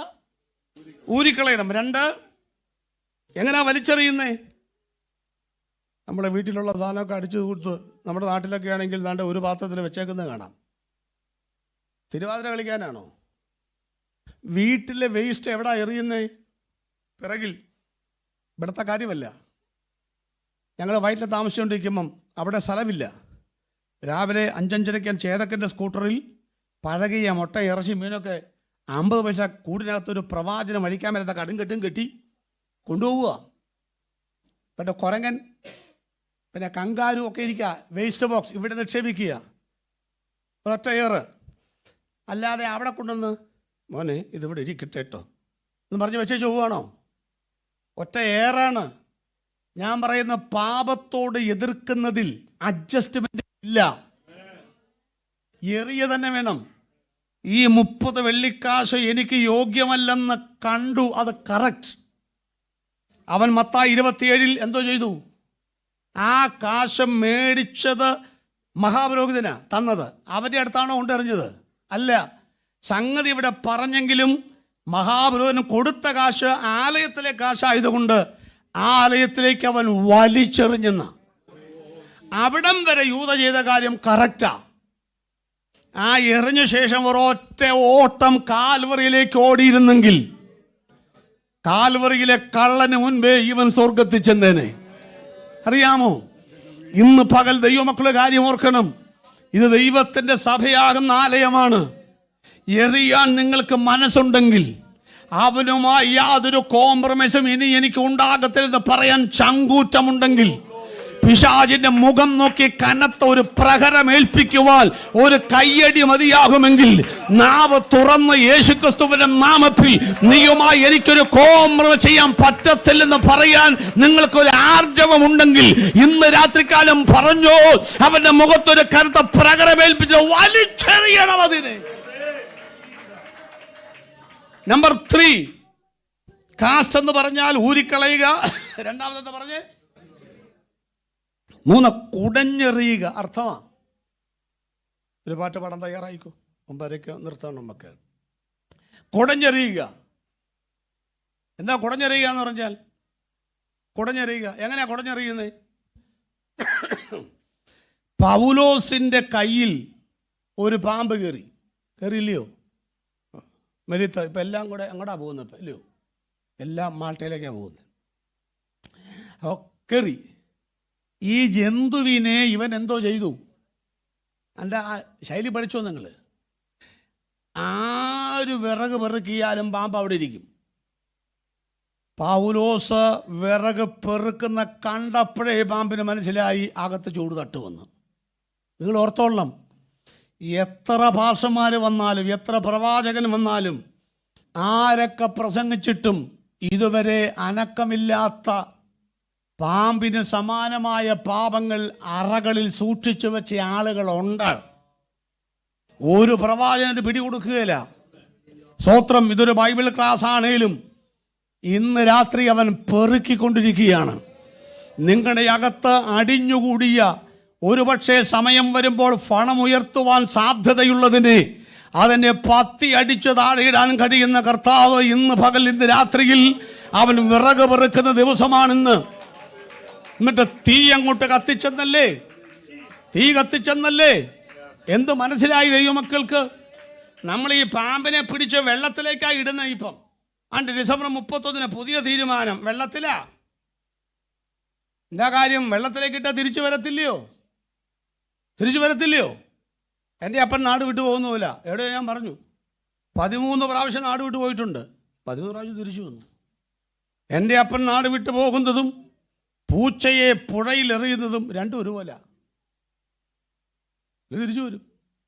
നാളെ എവിടെയോ പറഞ്ഞു, കണ്ട് ഒരാളുടെ പൂച്ചയെ എറിയുമ്പോൾ അപ്പോൾ പുഴയിൽ വെള്ളപ്പൊക്കം വന്നപ്പോൾ എന്നാൽ വലിച്ചെറിഞ്ഞേക്കാം. പുള്ളി ഇങ്ങനെ സഞ്ചിക്കകത്ത് ആട്ടി ആട്ടി ആട്ടി ആട്ടി ആട്ടി ദൂരെ കുറച്ചേറ് മേലോട്ടാണ് എറിഞ്ഞത്. ഇനി ചൂട്ട് ആവശ്യമില്ലെന്ന് കരുതിയാൽ ചൂട്ടും കൂടെ വെള്ളത്തിലോട്ടിട്ടു. ഈ പൂച്ച തിരിച്ചു വരരുതെന്നും പറഞ്ഞു. തിരിച്ച് പുള്ളി പോരുമ്പം ഒരു നാൽക്കവലെത്തിയപ്പം പുള്ളിയുടെ വീട്ടിലോട്ട് പോകുന്ന വഴിയെന്ന് പുള്ളിക്ക് അറിയാൻ മേല. രാത്രിയാണ്. പുള്ളി ഇങ്ങനെ നിൽക്കുക. ഒരു ഇടി വെട്ടുന്ന സമയത്ത് വഴി അറിയാൻ പറ്റുമല്ലോ. ഇടി വെട്ടാൻ വേണ്ടി നോക്കിക്കുമ്പം പൂച്ച ശരിയായ വഴിയിലൂടെ കയറി നിന്നിട്ട് പുള്ളിയെ വിളിച്ചു, മ്യാവു ഇതിലെ പോരെയെന്ന്. അങ്ങനെ പുള്ളി പൂച്ചയുടെ പുറകെ പോയി വീട്ടിൽ ചെന്ന് കയറി. മനസ്സിലായോ? എൻ്റെ അപ്പനിതുപോലെ ചില വിശ്വാസികൾ 31 പുറത്തോട്ട് എറിയുക. ഇനി മുതൽ എന്തോ 31 തീരുമാനം എടുക്കുന്നത് 31 റൈറ്റ് നൗ, ഇന്ന് രാത്രി ഇപ്പോൾ ക്രിസ്തുവേശുവിലുള്ളവർക്കെന്നല്ലേ. നാളെ നാണോ? നല്ല തീരുമാനം എടുക്കേണ്ടത് നാളെയല്ല. അത് ലോട്ടറിയാ. ഇന്ന് എടുക്കുന്നതാണ് ശരിയായ ലോട്ടറി. അതുകൊണ്ട് ഒന്നുകൂടി ഞാൻ വ്യക്തമായി പറയുകയാണ്, കുടഞ്ഞെറിയുന്ന സ്റ്റൈൽ നോക്കിക്കൊള്ളാം. ആ ജന്തുവിനെ കുടഞ്ഞ് എവിടേക്കെറിഞ്ഞു? ഒരു സ്തോത്രം പറഞ്ഞേ. ഈ ദൈവസഭയ്ക്കകത്ത് ആദ്യം തീ കത്തണം. നിങ്ങളുടെ വീട്ടിനകത്ത് ആദ്യം തീ കത്തണം. നിങ്ങളുടെ ജീവിതത്തിൽ ആദ്യം തീ കത്തണം. ആത്മീക തീ അങ്ങോട്ട് ആളിക്കത്തിയാൽ ഇരിക്കാൻ പാടില്ലാത്ത വിധം മനസ്സിന്റെ അറകൾക്കകത്ത് അടിഞ്ഞുകൂടിയ പാപ സ്വഭാവങ്ങൾ പണം വിടർത്തുവാൻ സാധ്യതയുള്ളതിന് തലയിൽ കൈവെക്കാതെ ദൂത് പറയാതെ ഇതിനകത്തുനിന്ന് പടിയടച്ച പിണ്ണം വെക്കുന്ന പോലെ ചാടിച്ചു കളയുവാൻ കഴിവുള്ള കരുത്തുള്ള ആത്മീക ആരാധനകൾ ഇന്ന് രാത്രിയിൽ ഒന്ന് വെളിപ്പെട്ട് വന്നെങ്കിൽ എന്ന് ഞാൻ ആഗ്രഹിക്കുകയോ. മനുഷ്യൻ കത്തിക്കുന്ന തീയാണോ? പാട്ടുപാടുമ്പം പ്രസംഗം കത്തിക്കുന്ന തീയാണോ? ദൈവത്തിൻ്റെ തീയാണോ? അല്ല. എനിക്ക് സമയമില്ല, ഉപവാസപാത്രി അല്ലല്ലോ. എന്നാലും പറയുക, മനുഷ്യൻ കത്തിക്കുന്ന തീ താഴേന്ന് മേളിലോട്ടാ. ആണോ? ദൈവത്തിൻ്റെ തീയോ മേളിൽ നിന്ന് താഴോട്ടാ. സ്തോത്രം. മനുഷ്യൻ കത്തിക്കുന്ന തീ ചെറിയതിൽ നിന്നും വലുതിലേക്കാ. ദൈവത്തിൻ്റെ തീ വലിയ തീ താഴോട്ടാ വരുന്നേ. സ്തോത്രം. മനുഷ്യന്റെ തീക്ക് കോമൺ സെൻസ് ഇല്ല. നിങ്ങൾ അടുക്കളയിൽ ലൈറ്റർ കത്തിക്കുമ്പോൾ ഇത് വീട്ടുകാരിയാണ്, നൈറ്റേ കയറി പിടിക്കാൻ മേല. തീക്കറിയാമോ? അറിയത്തില്ല. വേണേ പിടിച്ചിരിക്കും, സൂക്ഷിക്കണം. പക്ഷെ ദൈവത്തിന്റെ തീക്ക് കോമൺ സെൻസ് ഉണ്ട്. മുൾപ്പടപ്പിനെ കത്തിക്കാനും അറിയാം, അതിനെ വെന്തുപോകാതെ സൂക്ഷിക്കാനും അറിയാം. എരിയുന്ന തീച്ചൂടിലേക്ക് കൊണ്ടുപോകുന്നവനെ കരിയിച്ച് കളയാനും അറിയാം. വീണവന്റെ രോമത്തെ പോലും തൊടാതെ സൂക്ഷിക്കാനും അറിയാം. ഇന്ന് രാത്രി യേശുക്രിസ്തുവിന്റെ നാമത്തിൽ ഞാൻ പറയുകയാണ്, ഈ ദൈവത്തിന്റെ തീ ഇവിടെ ഇറങ്ങിയാൽ, ദൈവത്തിന്റെ സാന്നിധ്യം ഇറങ്ങിയാൽ, പരിശുദ്ധാത്മാവിന്റെ ശക്തി ഇറങ്ങിയാൽ, ആരെ കത്തിക്കണമെന്നും ആരെ കത്തിക്കേണ്ടെന്നും ഏതൊക്കെ മേഖലകളിൽ എവിടെയൊക്കെ വിടുതൽ ഉണ്ടാകണം ദൈവത്തിന്റെ പരിശുദ്ധാത്മാവിന് അറിയാം. ഒന്ന് കരമടിച്ച് സ്വീകരിച്ചാട്ടെ. ഇന്ന് രാത്രി യേശുക്രിസ്തുവിന്റെ നാമത്തിൽ ഒരാത്മീകമായ ആളിക്കപ്പൽ ഇതിനകത്ത് ഉണ്ടാകട്ടെന്ന്.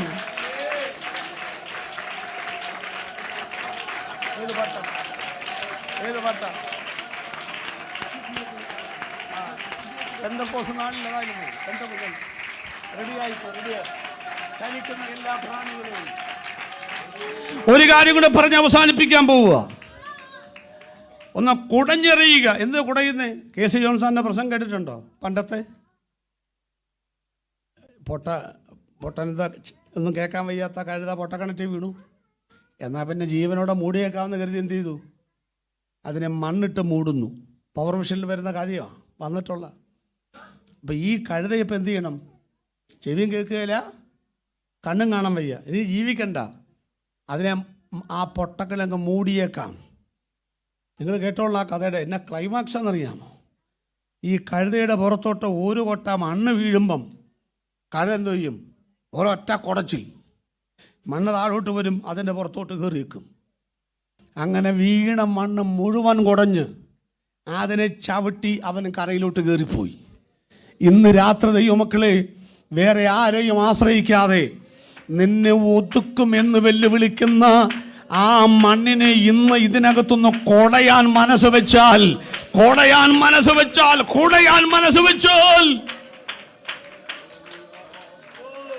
എങ്ങനെയാണെന്നറിയാമോ?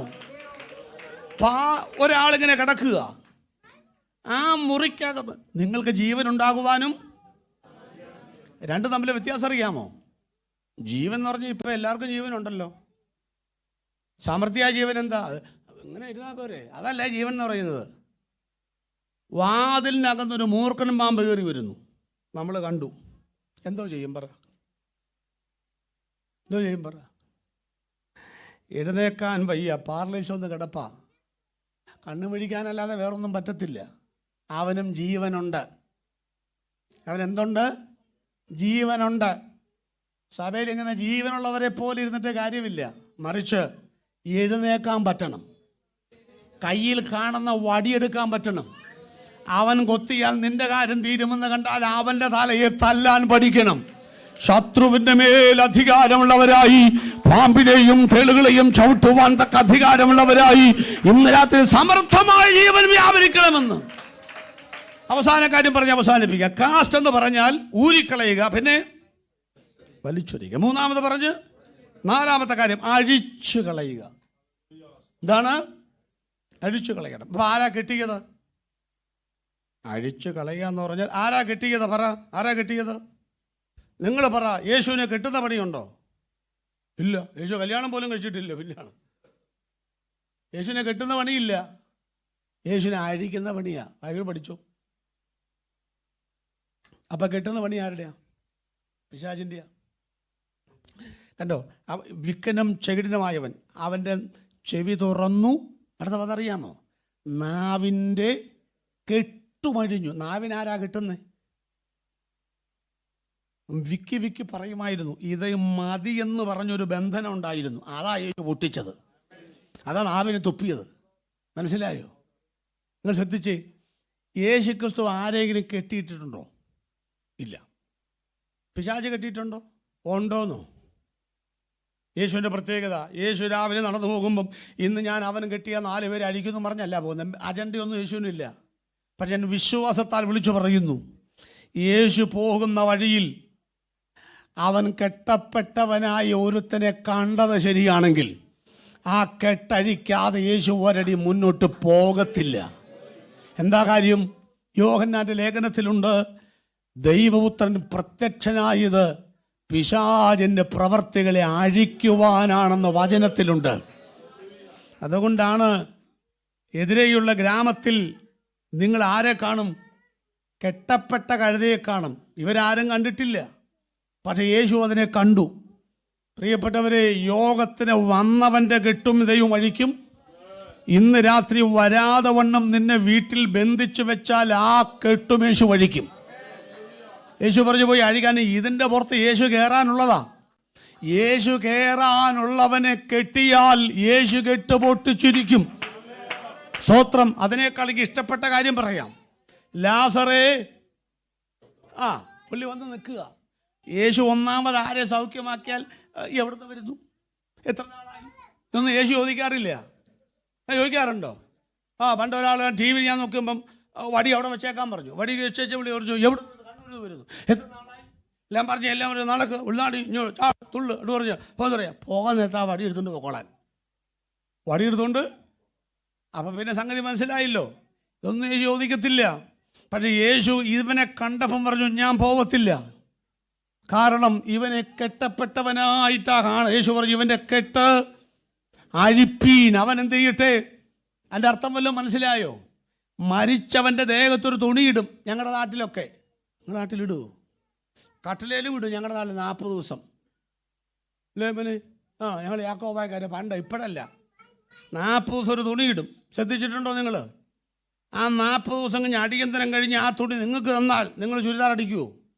വേണ്ടവർ പറ. ആർക്കും വേണ്ട. ഷർട്ട് അടിക്കാൻ വേണോ? വേണ്ട. കാരണം അടിച്ച അപ്പം തന്നെ നമ്മൾക്ക് പനി പിടിച്ച് എത്തുമെന്ന് നമ്മുടെ വിശ്വാസം. ആ തുണിക്കൊരു പേര് പറയുന്നറിയാമോ? പ്രേതശീല. തമിഴിൽ എന്തുവാ? ചത്തവൻ്റെ ദേഹത്ത് കിടക്കുന്ന തുണിയുടെ പേരാണെന്തോന്ന്? പ്രേതശീല. പ്രേതശീല എവിടെ കിടക്കണം? എനിക്ക് വയ്യ. പ്രേതശീല എവിടെ കിടക്കണം? ചത്തവൻ്റെ ദേഹത്ത് കിടക്കണം. ഇപ്പം ഈ ശീല ആരെ മേത്താ കിടക്കുന്നേ? ജീവനുള്ള ലാസറിന്റെ മേത്താ കിടക്കുന്നേ. അവൻ്റെ അകത്ത് കിടക്കുന്ന ജീവൻ ആരുടെയാ? യേശുവിൻ്റെ. ലാസറേ പുറത്തു വരിക. അത് പാതാളത്തിൽ ഒത്തിച്ചെന്നു. ആ കെട്ടുപൊട്ടിച്ചു കൊടുപ്പ്. ഇവൻ്റെ അകത്ത് പാരജീവനുണ്ട്. യേശുവിൻ്റെ ദൂത് പറഞ്ഞോട്ടെ, നിങ്ങളുടെ അകത്ത് യേശു ഉള്ളവരാണെങ്കിൽ കുറെ നാളൊക്കെ കെട്ടിയിടാൻ അവന് പറ്റും, ഒരാഴ്ചയൊക്കെ കെട്ടാൻ പറ്റും. പക്ഷെ യേശുവിൻ്റെ കണ്ണിൽ പെട്ട് കഴിഞ്ഞാൽ യേശുവിനുള്ളവന്റെ കെട്ടവൻ പൊട്ടിക്കാതെ പോകത്തില്ലെന്ന് ഇന്ന് പകൽ എല്ലാവരും എഴുന്നേറ്റായിട്ട് ദൈവമക്കളെ ചാടി എഴുന്നേറ്റ് ഒരല്പസമയം ഒന്ന് ദൈവത്തെ സ്തുതിക്കാൻ പോവുകയാണ്. ഈ ലോകത്തിൽ ദൈവം വെച്ച മുഖം ഞങ്ങൾ ചുമന്നോളാം. ഒരു സ്തോത്രം പറ. കർത്താവ് വെച്ച ഈ ശിഷ്യത്വത്തിന് മുഖം ഞങ്ങൾ ചുമന്നോളാം. സന്തോഷത്തോടെ സ്തോത്രം പറ. ദുഃഖത്തിന്റെ പാനപാത്രം കർത്താവ് കയ്യിൽ തന്ന് ഞങ്ങൾ സന്തോഷത്തോടെ സ്വീകരിച്ചോളാം. 2, ഞങ്ങൾ അബദ്ധം കൊണ്ട് തെരഞ്ഞെടുത്ത മുഖമുണ്ടെങ്കിൽ ഞങ്ങളത് സഹിച്ചോളാം. കൃപ തന്നാ മതി. ഒരു സ്തോത്രം പറ.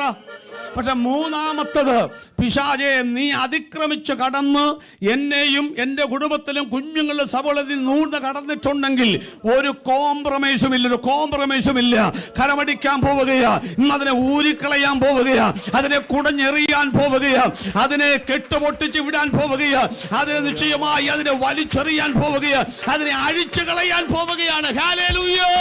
ശക്തിയോടെ ദൈവത്തെ സ്തുതിച്ച് പെന്തക്കോസ്ത് നാളിൽ ആത്മശക്തി പകർന്നു കഴിഞ്ഞപ്പോൾ സംഭവിച്ചത്, ചലിക്കുന്ന എല്ലാ പ്രാണികൾക്കും മേൽ ഇന്ന് രാത്രിക്കാലം ഒരു ആത്മശക്തി ഇറങ്ങി വരട്ടെ.